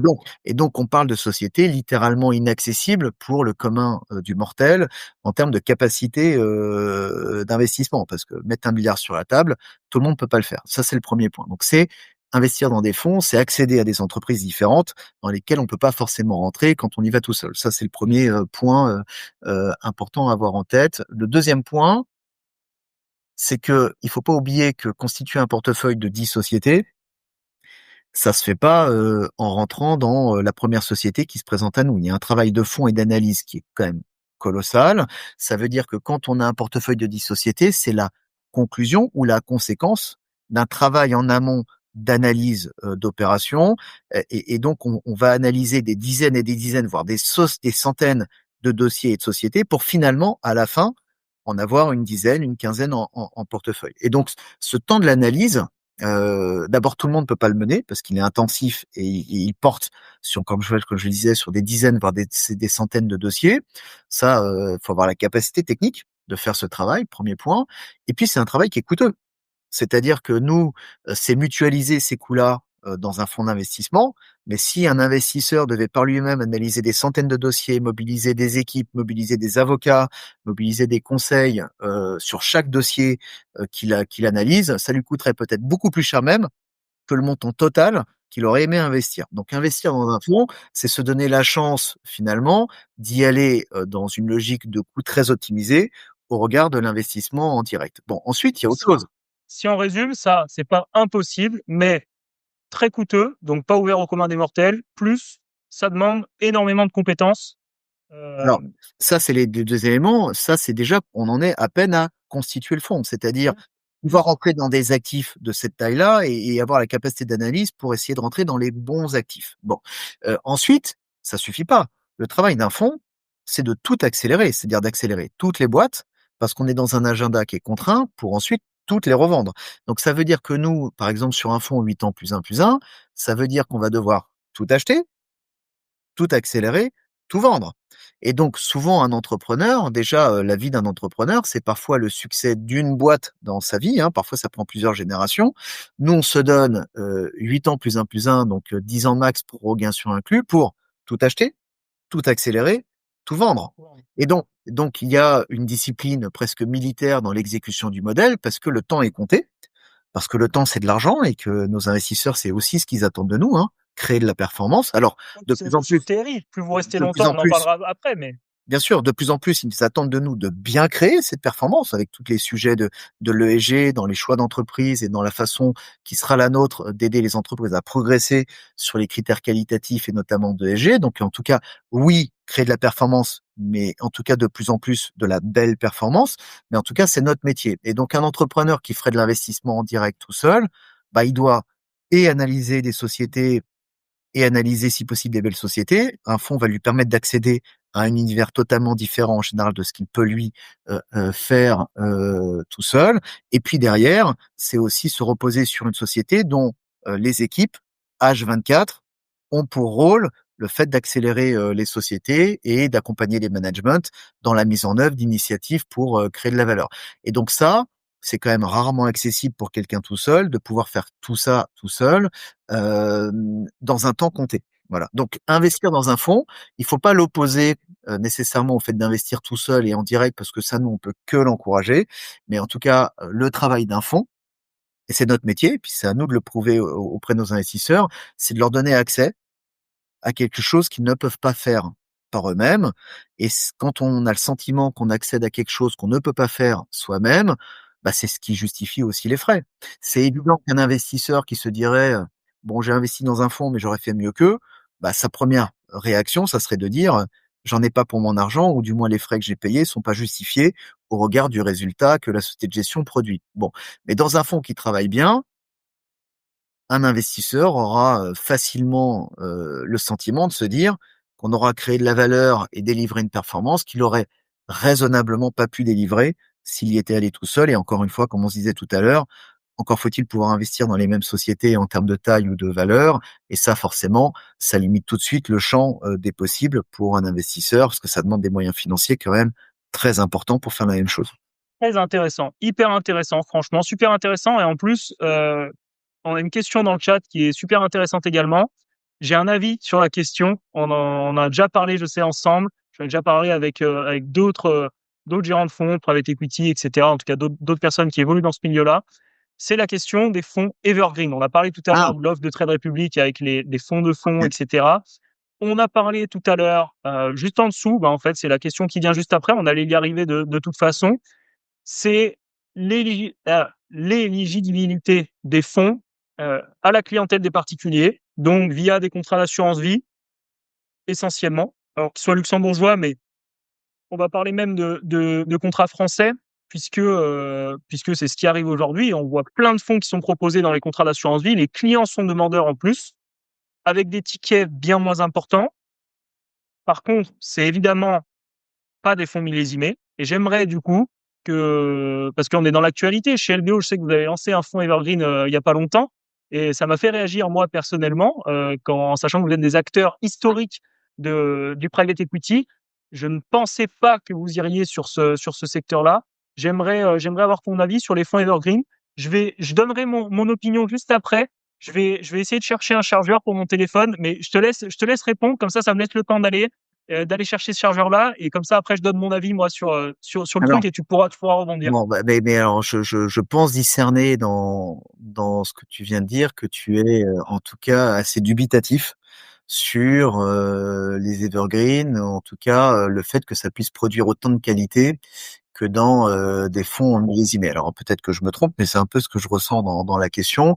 Et quand tu dis effectivement, LBO France, ça me surprend que vous y alliez aussi. C'est vrai. Alors ça, tu suis bien l'actualité. On l'a annoncé la semaine dernière, effectivement, qu'on s'intéressait à ce marché. Bon, et donc ce que je voudrais comprendre, parce que je pense que c'est quand même intéressant pour moi de bien répondre à ta question, c'est en fait, est-ce qu'un evergreen qui pourrait être considéré comme la version la plus aboutie du retail, est-ce que finalement c'est une façon de quand même faire quelque chose de propre ou de qualitatif pour les investisseurs? Ou autrement formulé, est-ce que cette ultra retailisation via les fonds evergreen ne va pas nuire à la qualité des produits ou des performances ou de la sélection des entreprises qui va être opérée? Est-ce que je suis dans la bonne compréhension de tes interrogations? Pour peu que ton chargeur soit pas trop loin et que tu aies entendu ce que j'ai dit. Bien entendu, tu m'as dit alors de ce que j'ai compris, que ça restait quand même. Alors la question à se poser, c'était est-ce que c'est quand même un moyen de satisfaire l'investisseur, de lui proposer des actifs, j'imagine, j'ai pas tout entendu, mais j'imagine de proposer des actifs intéressants, Bon, ok, c'est ça. qui ont leur place dans une allocation, dans un contrat d'assurance vie.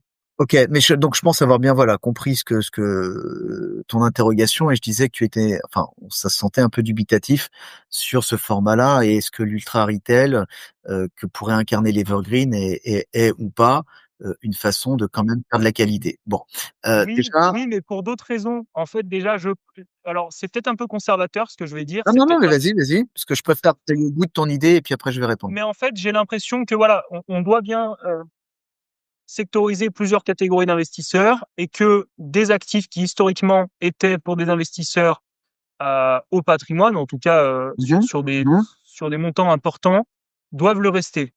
Pourquoi?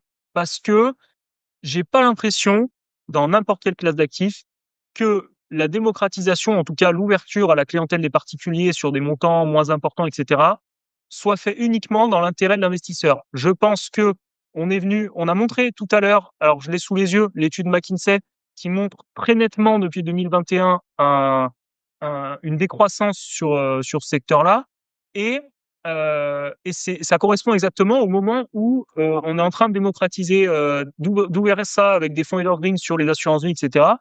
Et moi je me dis, en fait, est-ce que c'est pas un moyen pour les grands fonds qui historiquement étaient positionnés sur l'investisseur à haut patrimoine, de capter des fonds, en fait, d'aller chercher des investisseurs en plus avec un discours marketing qui est intéressant, puisqu'on peut dire, voilà, c'était pas ouvert à vous avant, voilà, aujourd'hui on vient, on vous ouvre ça. C'est un peu ce discours-là, moi, qui me gêne, sachant que dans des fonds evergreen, on sait très bien que c'est très dur de délivrer la même performance, en tout cas que ça impacte le TRI d'une manière ou d'une autre, parce que tu l'as dit tout à l'heure. Alors peut-être que je me trompe encore une fois, je te fais mon discours et tu me corriges derrière s'il faut, Joanne.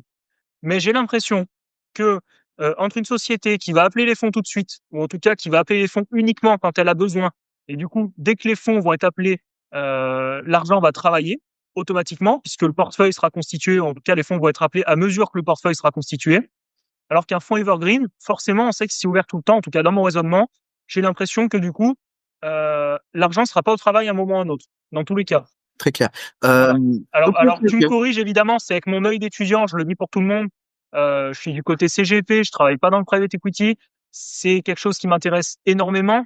Donc peut-être que par rapport à des étudiants, voilà, qui sont moins sur le domaine, vous comprenez peut-être pas tout, mais je vais essayer de vous pousser justement à comprendre ça. Moi, j'ai creusé un petit peu, j'ai adoré, et j'aimerais justement, à travers tes propos, Johan, creuser encore plus cette question-là avec l'expertise que tu as. Voilà, si tu peux me répondre, Ok. c'est Non, super. mais c'est bien. Puis moi, j'aime bien les questions qui durent 5 ou 6 minutes parce que du coup, faut que je me souvienne de tout. Mais je pense que Pardon. non, non, mais j'ai compris l'idée. J'ai compris l'idée, j'ai compris ton positionnement, j'ai compris tes doutes et je vais essayer d'y répondre le mieux. Mais on va passer un peu de temps dessus parce qu'il y a beaucoup de points que tu soulèves. Bien sûr, de toute façon, je vais y répondre. Euh, je fais une petite digression, mais qui est super importante. Vous voyez, la map est énorme. La map est énorme. On a tout ça. Donc, on va pas pouvoir tout traiter aujourd'hui. Le mieux, c'est sur la rediff ou sur le live. Si vous pouvez mettre un commentaire, si vous voulez revoir Johan une prochaine fois. Comme ça, on traite la suite. Ça pourrait être super intéressant. Et plus il y a d'engouement, plus ça va me motiver à avoir Johan rapidement, pardon. Voilà, dans un prochain live, parce qu'il est très pris. Donc, si vous voulez non, qu'il mais soit rapidement, mettez des commentaires. Voilà. bon, mais Je te laisse pas répondre, de. Johan, parce que là, pour le coup, tu as peut-être oublié la question depuis. Non, non, non, non, je l'ai bien en tête. Et je vais vraiment, et en fait, c'est assez stratégique le point des evergreens. Donc, je vais vraiment essayer de répondre de manière complète, quitte à ce qu'on se quitte là-dessus, parce que c'est un point qui est pas anecdotique. Et encore une fois, on en a lancé un. Et donc, ta question de dire pourquoi vous y allez alors que je vous imagine plus en gestion discrétionnaire, plutôt pure, en fonds millésimés. Enfin, j'ai entendu tous tes points. Pourquoi y aller? Bon. D'abord, j'ai plein de réponses. Et on va essayer de prendre le maximum de recul et je vais essayer vraiment de tout dire. C'est un point qui est important et je pense que beaucoup se posent des questions, en tout cas moi beaucoup m'ont interrogé pour comprendre tout ça. Alors, déjà, premier élément, chez LBO France, on a pris le temps avant d'y aller, hein, on est loin d'être les premiers à y être allés, parce que quand on veut bien faire, parfois, faut prendre le temps de l'observation, de regarder le marché. Parfois avec un peu d'humilité, hein, simplement identifier les bonnes pratiques, du moins celles qu'on veut conserver et dupliquer et pourquoi pas améliorer. Ça, ça n'exclut pas. Donc on aura pris le temps et on y va. Après, c'est pourquoi on y va et pourquoi, si on y va, pourquoi on y croit. Et avant de répondre à cette question, je vais prendre un autre bout de ta question qui est quels sont les risques. D'abord, les risques, ils sont sur l'evergreen, comme dans les fonds millésimés, comme dans n'importe quelle classe d'actifs. Ce qui compte, c'est pas la façon dont on va sur un marché, c'est les risques d'excès quand on va sur un marché. Donc, je reviens à ce que je disais au début. Ce qui fait qu'on a de la performance dans un fonds, c'est la discipline. La discipline dans la levée de fonds, donc les montants qu'on lève parce qu'il va falloir mettre l'argent au travail. La discipline dans la sélection des deals. Et ça, c'est indépendant de la façon dont on y va. Ça veut dire quoi? Ça veut dire qu'un fonds evergreen, bon d'abord aujourd'hui les volumes sur les evergreens en France, on n'a pas vraiment de problème en termes de volume, parce que les volumes sont pas non plus hyper conséquents, donc le déploiement sera pas un problème avant un certain temps. Maintenant, il peut y avoir de l'engouement. Si demain on était sur des fonds evergreen qui avaient des collectes très fortes, il sera de la responsabilité des sociétés de gestion de savoir aussi à un moment donné temporiser, c'est-à-dire fermer la collecte. Dans des fonds, ça ne veut pas dire clôturer le fonds, mais on a le droit à un moment donné de faire des pauses en matière d'investissement et de faire le choix de dire on temporise, on prend plus de souscription, le temps de mettre au travail correctement l'argent et on réouvrira les vannes quand on aura la capacité de le faire ou en tout cas des nouveaux projets à étudier suffisamment en nombre pour réouvrir le fonds. Donc, fonds evergreen ne veut pas dire subir de la collecte. On peut aussi euh, attendez, excusez-moi, ce que j'ai un message, faut que je réponde une seconde, je suis désolé. Euh, et donc, ça c'est le premier point. Donc, il faut garder de la discipline, indépendamment de la façon dont on investit, evergreen ou pas evergreen. Ensuite, sur l'accessibilité. L'accessibilité, soyons très clairs, quand moi j'ai ouvert des fonds millésimés pour la clientèle du particulier, j'ai choisi un format de fonds dit FCPR pour mes fonds millésimés. Fonds millésimés, ça veut dire quoi? En format FCPR, ça veut dire que le ticket d'accès, il est à 10 000 euros. Et donc, on est, quoi qu'il arrive, sur des tickets d'accès qui sont raisonnables. Alors, j'ai des parts pour des montants beaucoup plus élevés qui sont un peu moins chargés en frais, mais je veux dire accessible à partir de 10 000 euros. Donc, le sujet du montant minimal, à la limite, il est déjà traité dans les FCPR, dans les fonds agréés. Bon, en fait, ce qui compte, c'est la qualité des deals qu'on va mettre dedans. C'est pas vraiment le montant du ticket. À la limite, c'est plus de travail pour la société de gestion que de traiter X dizaines ou centaines de tickets petits. Là où pour un investisseur institutionnel, un seul ticket de 5 ou 10 millions d'euros, c'est plus facile à administrer, mais on a la chance aujourd'hui, avec les outils de dématérialisation des souscriptions, de pouvoir faire ce qu'on ne pouvait pas faire techniquement avant, c'est-à-dire d'accepter, en tout cas d'accueillir des investisseurs avec des tickets inférieurs. Mais ce qui fait la qualité, c'est pas le montant du ticket, c'est la sélectivité de la société de gestion, c'est la qualité des deals dans lesquels elle va investir et finalement, elle va offrir l'accès via des tickets inférieurs, mais ça ne veut pas dire que ça se fait en corruption de la qualité de la gestion. En tout cas, ce qui compte, c'est pas la taille du ticket, c'est que la société de gestion soit très disciplinée dans ses choix d'investissement. Donc, l'Evergreen, c'est un peu pareil. Oui, il va y avoir des montants d'accessibilité qui sont plus faibles, mais en revanche, les fonds, c'est pas que les montants sont nécessairement plus faibles, hein, c'est juste que ce sont les assureurs qui vont souscrire à l'actif des fonds et qu'ils vont rentrer sur des parts qui d'ailleurs peuvent être à 100 000 euros ou à plus de 100 000 euros, mais simplement l'assureur, techniquement pour ceux qui connaissent le sujet, les assureurs peuvent décimaliser les parts et donc les rendre accessibles sur des tickets qui sont beaucoup plus faibles. Autrement formulé, un assureur peut prendre une part à 100 000 euros, mais en décimalisant, peut permettre à des gens d'y accéder à partir de 1 000 euros. Bon. De frais supplémentaires, j'imagine. Alors, pas Mais forcément, parce qu'en général, quand on monte des produits, du moins moi, la façon dont j'ai voulu aborder le sujet de l'Evergreen, c'est de dire, il faut que, en termes de frais au global, ce soit ISO. Bon, il s'avère que comme on est sur un Evergreen, on va avoir une durée de détention moyenne de nos investisseurs et du dialogue investisseur, donc du placement qui va être en moyenne plus longue que dans un fonds millésimé. Et donc la répartition des frais dans la durée, elle n'est pas strictement la même. Ce qui fait que par exemple aujourd'hui, moi, dans mon fonds Evergreen, on regarde mes fonds millésimés, en intégrant les frais de gestion du contrat d'assurance vie, on arrive à une structure de frais qui est ISO. Bon, parce qu'on a intégré ces éléments-là. Il y a un autre élément important, c'est la structure de rémunération des intermédiaires. Quand on est dans un fonds millésimé, c'est la société de gestion qui rémunère l'intermédiaire qui va apporter un investisseur. Et donc, forcément, elle va puiser dans la structure de frais pour le faire. Alors que dans l'assurance vie, il y a la contribution que va apporter la société de gestion sur le produit, mais le distributeur est rémunéré sur un bout des frais de gestion du contrat. Ce qui fait que le fonds n'est pas obligé de charger autant la rémunération parce que il va en payer un bout, mais il y a un bout qui va être payé sur les frais de gestion du contrat. Et donc, au global, final, ça revient au même. Pour le client final, en fait, ça revient au même. Ça revient au même, exactement. D'accord. Donc, il faut faire, si je te suis, Johan, hein, ça revient au même. Nous, on a fait ce choix. Je ne sais pas si tous les fonds Evergreen ont fait ce choix. Je dis juste que l'assurance vie de droit français n'empêche pas les acteurs, que ce soit l'assureur en lien avec la société de gestion, de bâtir des structures de frais qui soient ISO pour l'investisseur. Voilà. Est-ce que tout le monde le fait? Ça, je ne sais pas répondre à cette question. En tout cas, nous, on le fait. Et donc, la structure de frais est ISO. Bon, maintenant, on va aller un cran plus loin sur la place des Evergreen parce que tu as dit tout à l'heure, Evergreen pour moi égale ultra retail, donc ça m'inquiète. Bon, comme on l'a vu, encore une fois, ça n'empêche pas la réalité de la qualité, parce que ça charge à cette gestion de continuer à faire de la qualité indépendamment du véhicule ou du format. Bon, maintenant on va prendre un peu de hauteur. Si on prend le marché américain, et ça peut être contre-intuitif, donc c'est important que je t'apporte cette réponse. Sur le marché américain, et de plus en plus, les evergreen sont choisis par les institutionnels. Et donc il y a aujourd'hui un certain nombre d'ailleurs d'acteurs du marché américain qui considèrent que la place des evergreen en matière de levée de fonds, ça sera 50% du marché. Mais attention, les evergreen sont aujourd'hui très souscrits aux États-Unis par des institutionnels. Donc on est très loin du retail quand on commence à dire ça. Donc ça peut être contre-intuitif au regard de ce que tu as dit, parce que beaucoup d'instits finalement passent sur les evergreen. Parce que les evergreen peuvent aussi avoir des intérêts. Donc c'est intéressant qu'on redescende dedans, et c'est parce qu'en tout cas il y a ces marques d'intérêt que nous, on s'est aussi intéressé à ce format. Avant que tu rentres dedans, Joanne, Ouais. parce que j'aimerais prendre des notes dessus, j'ai noté qu'il était possible pour l'assureur de décimaliser la part d'un fonds millésimé, donc Ouais. de donner accès avec un montant minimal à des fonds millésimés, mais qui du coup deviennent evergreen sur la part décimale, de ce que je comprends.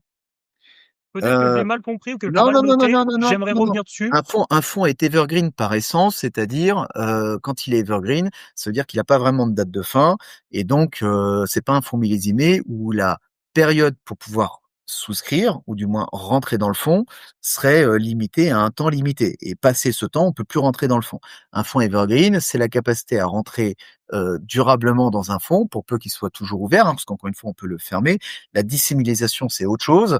C'est le fait pour un assureur de prendre une part qui a un certain coût, hein, par exemple 100 000 euros, et l'assureur va le décimaliser de son côté, c'est-à-dire dire, bah, des investisseurs vont pouvoir rentrer par fragments. J'ai pas d'autres termes pour essayer de trouver un terme que tout le monde comprend, et donc vont pouvoir souscrire à 1 000 euros, 2 000 euros dans le produit, même si l'assureur lui a pris une part à 100 000 euros. Donc c'est deux processus qui sont différents.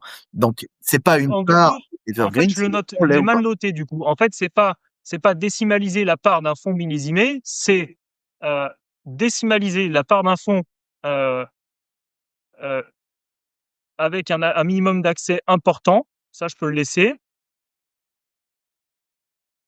en donnant accès. Je sais pas comment le mettre, mais je trouve intéressant de le noter en fait. Euh, Ça, on verra peut-être comment le noter, mais en tout cas, l'idée, elle est là. Moi, je voudrais juste aller un cran plus loin.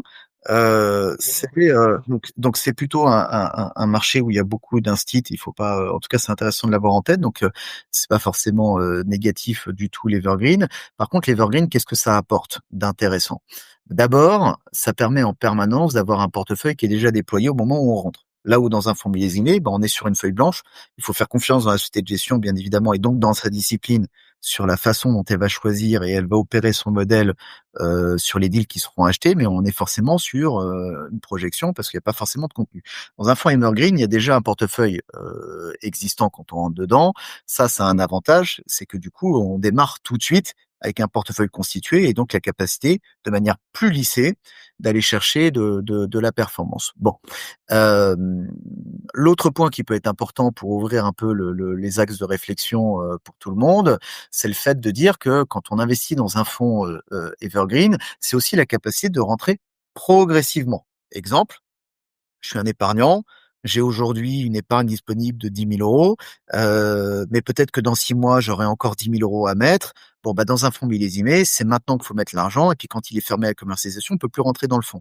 Alors, dans un fonds evergreen, ça permettra aussi à des gens de bâtir des stratégies d'investissement programmées en termes d'épargne, et donc aussi de lisser les points d'entrée sur un fonds d'investissement. Bon. Euh, je pense qu'il y a aussi un autre élément, c'est l'analyse, on le verra parce que je sais que c'est des sujets dont tu voulais qu'on parle, on pourra peut-être pas en parler aujourd'hui, c'est que dans un fonds evergreen, bah, tu peux analyser le contenu du portefeuille parce qu'il y a déjà des deals réalisés, donc est-ce qu'il y a eu de la discipline sur les premiers deals, quelles sont les conditions d'acquisition, quels sont les niveaux de prix, quels sont les choix qui ont été opérés par la société de gestion, et donc ça te permet de faire ce qu'on appelle une due deal basée sur un existant pour fonder ta conviction sur le fonds.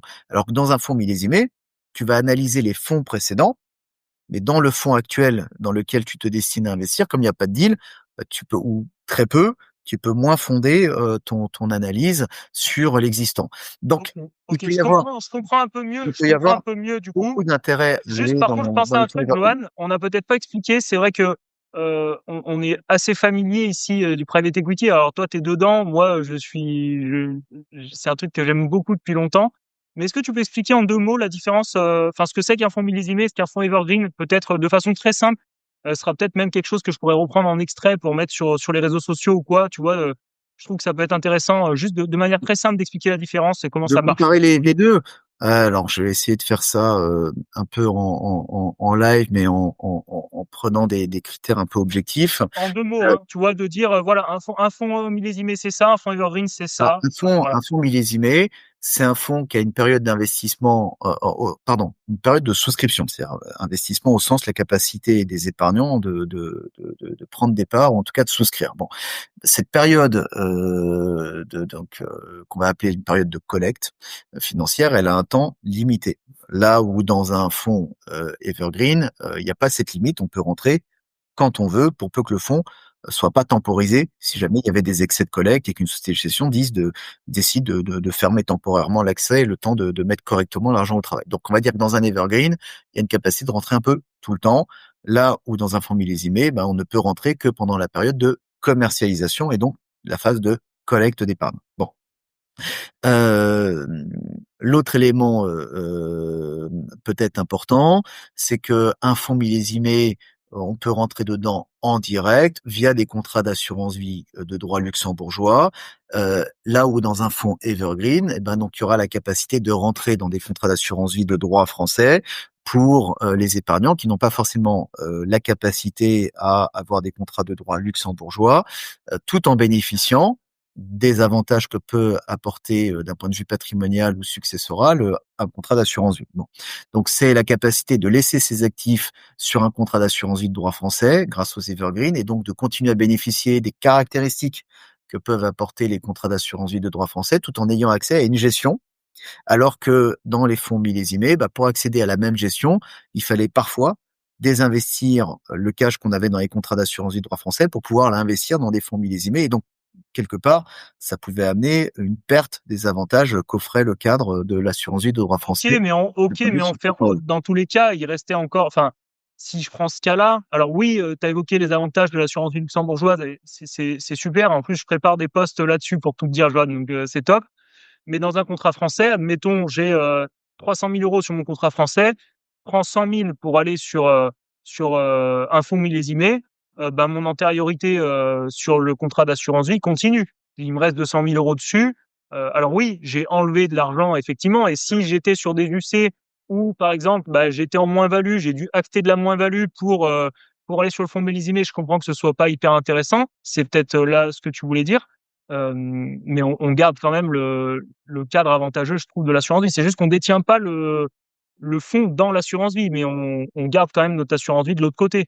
Alors, je pense que ça serait une erreur à un niveau patrimonial de fermer une assurance vie, par exemple, pour aller sur un fonds millésimé ou des choses comme ça.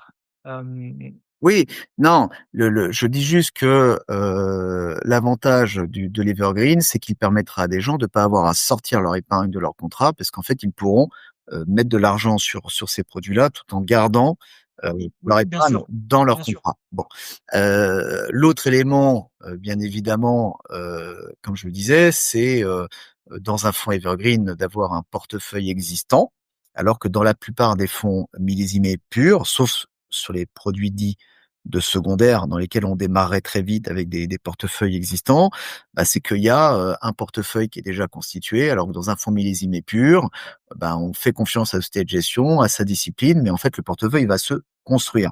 Et donc ça suppose quoi? Ça suppose dans les fonds purs comme chez nous de faire ce qu'on appelle des appels de fonds différés, tu en as parlé un peu tout à l'heure. Ça veut dire qu'on ne va appeler l'argent des investisseurs que progressivement, au fur et à mesure où on va réaliser des deals. Alors que dans un fonds Evergreen, on appelle tout de suite 100% de l'argent.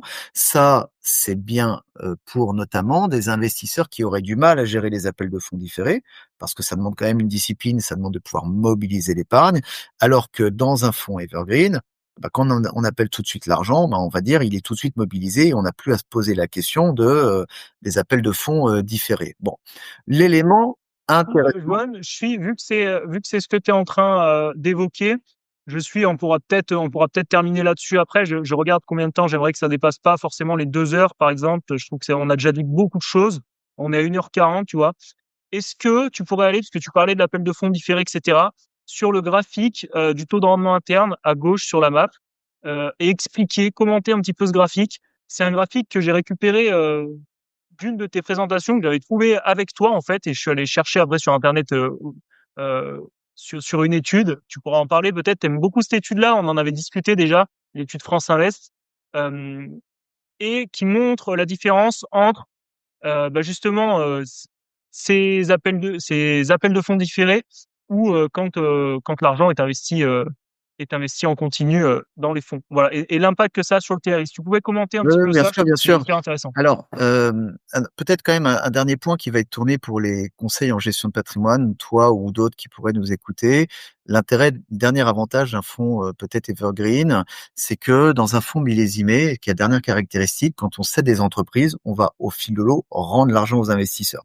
Alors que dans un fonds, et après j'irai sur cette slide, alors que dans un fonds evergreen, en fait, quand on cède un actif, ben, l'argent reste dans le fond et donc on va réinvestir cet argent finalement dans des nouveaux deals et ça c'est bien pour les cabinets de gestion de patrimoine. Pourquoi? Parce que sinon, dans un fonds millésimé, il appartiendra au cabinet de gestion de patrimoine d'aller chercher des nouvelles solutions d'investissement qui soient disponibles au moment où un fonds rend du cash pour pouvoir remettre ce cash au travail dans un nouveau fonds.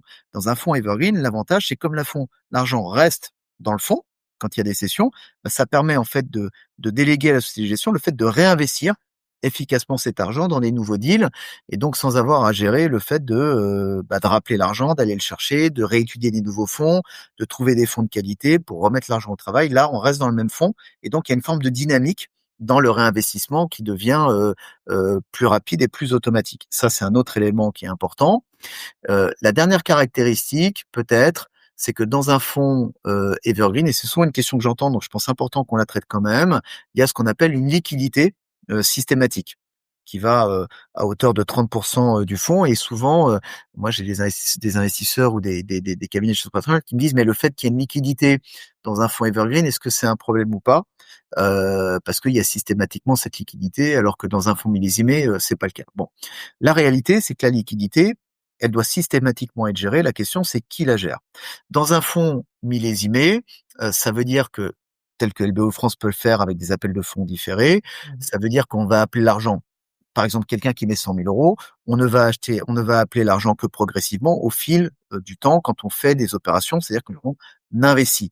Oui, mais ça veut dire qu'il faut quand même se préoccuper du cash management. Qu'est-ce qu'on fait de l'argent qui n'est pas finalement mis au travail tout de suite? Ça veut dire que si moi, par exemple, sur 100 000 euros, j'appelle 30 000 euros ou 40 000 euros la première année, il faudra quand même se préoccuper de qu'est-ce qu'on fait des 60 ou 70 000 euros qui n'ont pas été appelés. Donc, il y aura de toute façon une liquidité à gérer.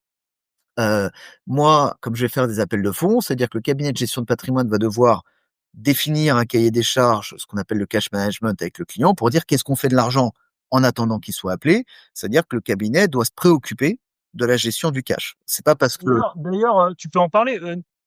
Par exemple, ça peut être sur des contrats luxembourgeois ou autres, même en direct. Hein, comment ça se passe justement avec le cash qui n'est pas investi?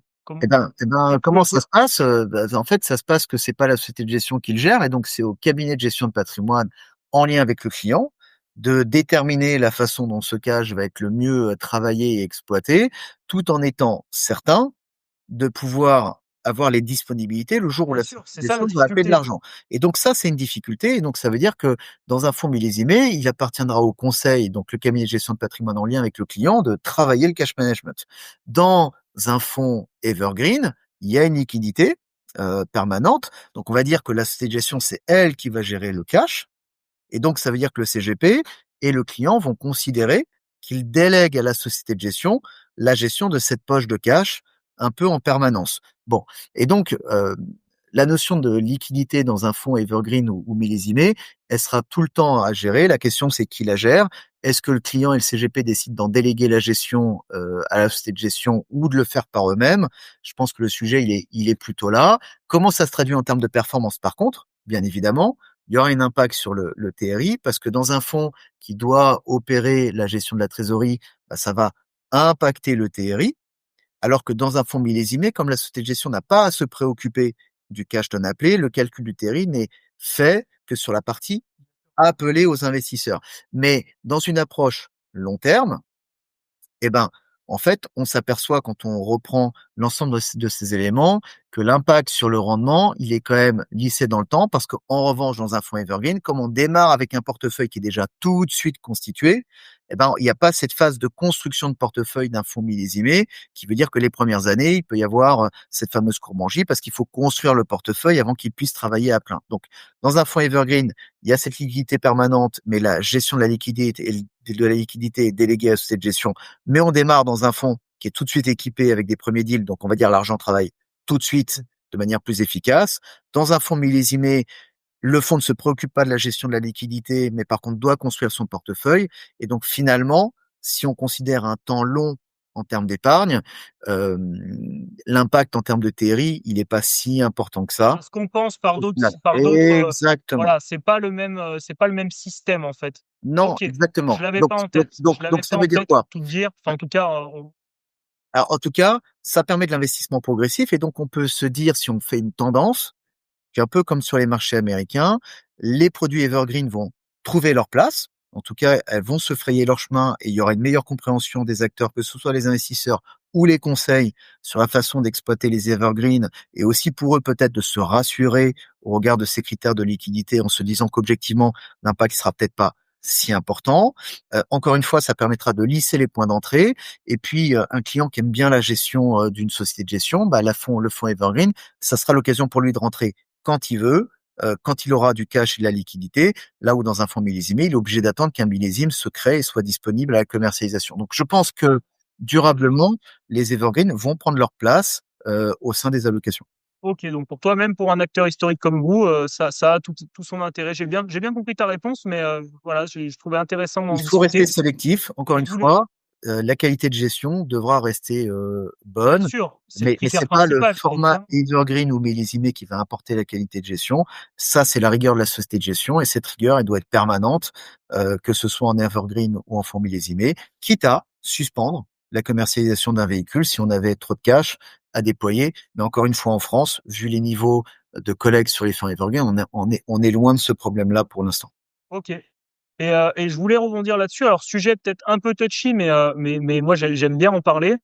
Est-ce que c'est la même structure de frais sur un fonds Evergreen, toi qui es dedans, que sur un fonds millésimé? Alors que ce soit chez vous, dans la structuration du produit, etc., ou côté client, est-ce que pour lui, ça revient au même ou pas? C'est des choses qu'on entend souvent. On sait qu'avec les fonds de fonds, par exemple, il y a des problématiques. Est-ce que déjà dans la structuration du deal entre un fonds millésimé et un fonds Evergreen, il y a des différences? Non, comme on l'a vu tout à l'heure, c'est une question de choix. Nous, la structure de frais entre notre fonds Evergreen ou nos fonds millésimés, elle est ISO, puisqu'on a réparti les frais différemment. Donc, je sais pas encore une fois comment font tous les autres, mais au regard de la structure de frais, nous, ça coûte pas plus cher aux clients. Euh, D'accord. Ok. Non, Ça, c'est ce c'était qu'on le a vu tout point. à l'heure. Après, ce que montre cette slide que tu projettes, qui est effectivement issue de l'étude France Invest, alors c'est une étude annuelle, elle est gratuite. Moi, j'invite tout le monde à la lire, hein, que ce soit les investisseurs ou les conseils. C'est une étude qui est faite main dans la main entre France Invest, qui est l'association du capital investissement, et Ernst Young, qui est donc un des grands cabinets d'audit de la place. C'est une étude annuelle qui vise à analyser, étudier les performances du capital investissement. Bon, et effectivement, cette slide, je la reconnais. Elle a été publiée dans une étude, si c'est pas celle de cette année, c'était l'étude de l'année dernière, et elle vise en fait à comparer le rendement en TRI entre un fonds qui déploie immédiatement l'argent, c'est-à-dire fait un appel de fonds immédiat, appelle 100% de l'argent tout de suite, par rapport à un fonds qui ferait des appels différés, c'est-à-dire réaliserait exactement les mêmes investissements, mais n'appellerait l'argent qu'au fil de l'eau. Bon, comme le TRI est calculé sur l'argent appelé, ça veut dire quoi? Ça veut dire qu'un fonds qui appelle 100% de l'argent tout de suite, bah, il va calculer son TRI sur 100% de l'argent appelé tout de suite, même s'il va investir cet argent progressivement, hein, c'est-à-dire qu'il va pas faire 100% des deals tout de suite. Simplement, bah, il y a du cash qui va pas être utilisé au début, parce qu'il faut le temps de mettre l'argent au travail. Et donc, ce qu'ils ont voulu faire, c'est de dire un fonds qui ferait strictement les mêmes investissements au même moment. Quel est l'impact sur le TRI si on appelle 100% de l'argent tout de suite, quitte à pas mettre l'argent tout de suite au travail, versus un fonds qui ferait strictement les mêmes investissements au même moment, mais qui n'appellerait l'argent que progressivement au fil de l'eau quand il a besoin du cash. Bon, bah, ils ont calculé l'impact. Et donc, qu'est-ce qu'ils en tirent comme conclusion? C'est un peu ce que tu écris, c'est un peu petit, mais je connais bien l'élément. Ils disent en gros, bah, il y aura le même résultat à la fin en termes de multiples. Donc ici, je crois que l'exemple, c'est de dire l'investissement a réalisé 2,1 fois la mise. Hein, je crois que c'est Ouais, ça qui est exactement. dit. Tu connais la slide par cœur, ce que je vois, mais tu Non, vas mais avoir j'arrive un souvenu. peu à lire, encore, ça va. Mais donc, En gros, on est sur 2 fois la mise, indépendamment de la façon dont tu as appelé l'argent, puisque c'est les mêmes deals. Encore une fois, c'est le même fonds. La question, c'est à quel moment j'appelle l'argent. Par contre, ils ont mesuré l'écart de TRI, et comme dans un cas de figure, le TRI va être calculé sur 100% de l'argent tout de suite, puisqu'on l'a appelé en totalité tout de suite, eh bien, on voit qu'il y a un TRI qui est autour de 10% quand on appelle 100% de l'argent tout de suite, et qu'il est de 13% pour le même fonds, mais qui aurait appelé l'argent progressivement. L'enseignement qu'on peut tirer de ça, c'est qu'il ne faut pas considérer que le TRI est un indicateur suffisant pour un investisseur pour mesurer la performance de son investissement si on raisonne en création de richesse. Parce que les deux ont rendu 2 fois la mise, mais pour autant, le TRI n'est pas le même. Bah, simplement parce que c'est calculé sur les flux. Et ça veut dire quoi? C'est-à-dire que le TRI n'est pas un indicateur suffisant et qu'en tout état de cause, c'est pas parce qu'un TRI pourrait apparaître plus élevé que le fonds va créer plus de valeur pour le client, au sens va générer plus de création de patrimoine pour lui. La création de patrimoine ici, dans l'exemple qui est repris, elle est strictement la même parce qu'encore une fois, c'est exactement le même fonds, mais il n'a pas appelé l'argent au même moment. Et donc ça, mais ça peut-être qu'on le verra dans un autre temps si on continue ce dialogue sur une autre session, c'est qu'en fait, effectivement, comprendre comment se crée la performance, comprendre comment s'analyse le rendement pour un investisseur et savoir sortir du critère unique du TRI pour comparer des fonds, oui, ça sera important. Parce qu'effectivement, si on se base uniquement sur le TRI, ben on serait susceptible d'aller dans un fonds en se disant 13 de TRI, c'est très bien, versus un autre fonds qui serait peut-être que à 10, on se dirait là il y a plus de TRI donc je vais là, alors qu'en fait l'exemple montre, on est strictement sur le même fonds avec les mêmes investissements. Donc le TRI, ce que montre cette page, en tout cas n'est pas un indicateur suffisant pour fonder une analyse ou un choix d'investissement. Deux, ça montre surtout que en fonction de la construction du fonds et la façon dont il va opérer l'appel de l'argent des clients, il y aura un impact sur le TRI, mais ça ne veut pas dire que gros TRI égale nécessairement de faire x2, x3, x4 sur l'investissement d'un client. Donc il faut vraiment prendre un peu plus de recul que le simple TRI pour comprendre la performance d'un fonds. Je trouve que c'est un peu ce qu'apporte cette slide. Donc moi je la trouve très intéressante parce qu'elle permet à des investisseurs de mieux cerner ou de prendre un peu de recul sur le TRI et que un gros TRI ne signifie pas forcément plus de création de patrimoine en termes de multiples. Bien sûr, je trouve que pour un étudiant comme moi, alors tu me l'avais présenté une fois et du coup je suis allé fouiller sur l'étude France Invest. Comme tu l'as dit, c'est publié toutes les années, alors c'est super intéressant. Pour un étudiant, c'est vraiment génial, surtout du côté gestion de patrimoine, puisque comme on l'a dit tout à l'heure, on n'est pas dans le milieu, on rentre pas dans la due diligence des fonds comme vous le faites, aussi poussé, etc. C'est pas notre boulot. Évidemment, c'est le vôtre. Mais en tout cas, de comprendre ces mécanismes-là, je trouve que c'est essentiel, même du côté gestion de patrimoine, quoi. Voilà, donc c'est ce que j'avais mis là, quoi. Après, ce sont On des a études. l'impression qu'investir dans le PE peut rapporter plusieurs fois la mise. Ça reste minoritaire. Il faut garder à l'esprit que un TRI élevé veut pas dire qu'on a forcément fait des multiples hyper élevés, etc. Ça, c'est deux choses qu'il faut regarder de façon distincte. Voilà, je trouve qu'on a vraiment évoqué déjà pas mal de sujets, Johan. Je sais pas ce que tu en penses. J'essaye de montrer un peu aux gens, voilà, ce qu'il nous reste à aborder pour les prochaines fois. Donc, on a les dispersions de TRI. Vous avez fait une petite vidéo là-dessus, l'indice Argos Market, pareil. Il y a plein de choses qu'on a évoquées. On va même rentrer, voilà, pour vous donner envie, on va même rentrer toujours dans la partie pratique. Donc, on va rentrer dans des fonds des entreprises qui ont vraiment été ciblées par LBO France. Parce que voilà, c'est plus simple en ayant LBO France, comme je vous l'ai mis là, c'est pas un partenariat, c'est juste qu'en ayant LBO France, on peut avoir accès à des informations et les commentaires de Johan qui vont nous expliquer voilà comment on crée de la valeur dans les boîtes qui ont été ciblées par LBO France, comment ça se passe. Et ça, je trouve que vraiment la valeur pour des étudiants de notre âge, c'est hyper intéressant. Voilà, je sais pas ce que tu en as pensé, Johan. Je sais pas si tu as trouvé ça sympa sur le format. Et si tu veux rajouter quelques petites choses pour la fin, je vais essayer de regarder le chat. Voilà, s'il y a des gens qui ont des questions. Non, moi j'ai pas sur ce qu'on a grand-chose évoqué. à ajouter. Moi je trouve et je trouverais toujours intéressant les initiatives, alors la tienne ou d'autres, de gens qui se préoccupent de mieux comprendre, de mieux analyser et puis surtout de prendre du recul parce que comme je disais tout à l'heure, c'est une classe d'actifs comme une autre. Elle a ses risques, et donc ça veut dire qu'en face, on doit mettre beaucoup d'exigences et ce qui fera la réussite d'un produit, c'est la qualité du travail et puis il faut ajouter à ça le fait que, ben, l'environnement économique, c'est quelque chose qu'on peut pas piloter, hein, donc on peut être discipliné. C'est-à-dire que je dis souvent, une société, si on l'achète, c'est quand même qu'on a décidé de l'acheter, hein. On a aussi le droit de pas l'acheter. Quand on décide de mettre un prix sur la table, bah, c'est qu'on a décidé de le mettre, hein, et on a aussi le droit de pas acheter si le prix est trop élevé, hein. Donc ça, c'est des choses qu'on peut maîtriser quand on a la discipline.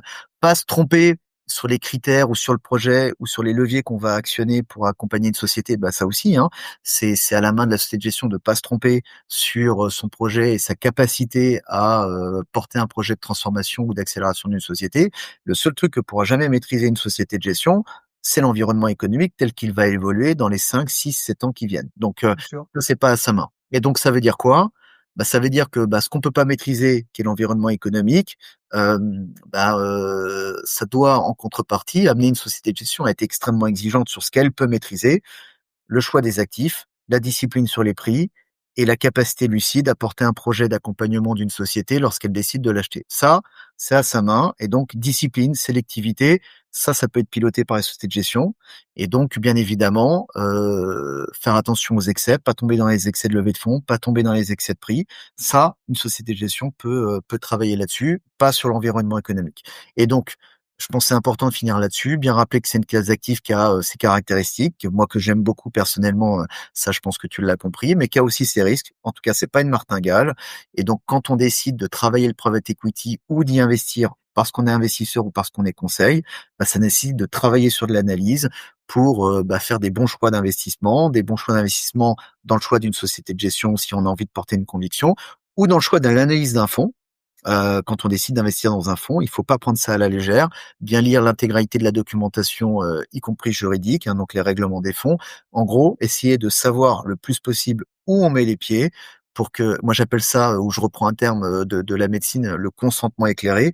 En tout cas, quand on décide d'investir dans un produit, d'en avoir vraiment tous les tenants et aboutissants pour bien comprendre là où on met son argent en contrepartie des risques dans ce type d'investissement. Voilà. Donc, l'evergreen ou le millésimé, comme je disais tout à l'heure, je suis pas sûr que ce soit fondamentalement le débat et je pense que dans la durée, les fonds evergreen vont largement trouver leur place parce qu'ils ont leur utilité. Mais c'est pas la même cible Euh, d'investisseur, du coup, ce que tu disais, on n'en fait pas la même utilité, c'est pas la même cible. Alors, ça peut être la même cible d'investisseur parce qu'encore une fois, un fonds millésimé avec un format de type fonds agréé, ça peut être accessible à partir de 10 000 euros. C'est pas le sujet.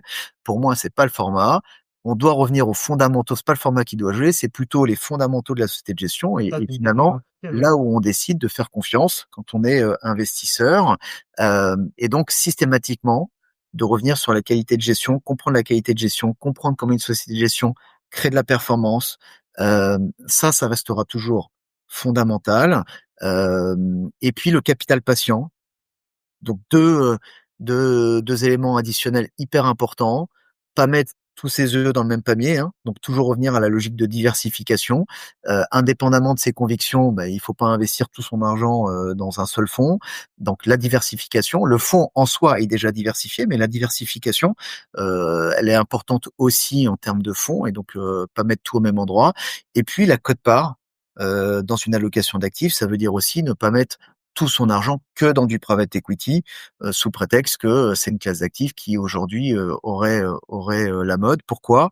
Bah parce que comme on parle de capital passion, de pas capital passion, pardon, le lapsus, mais du capital patience, ça veut dire quoi? Ça veut dire que bah, il ne faut investir dans le private equity que de l'épargne longue, c'est-à-dire de l'argent dont on n'a pas besoin à court terme. Voilà.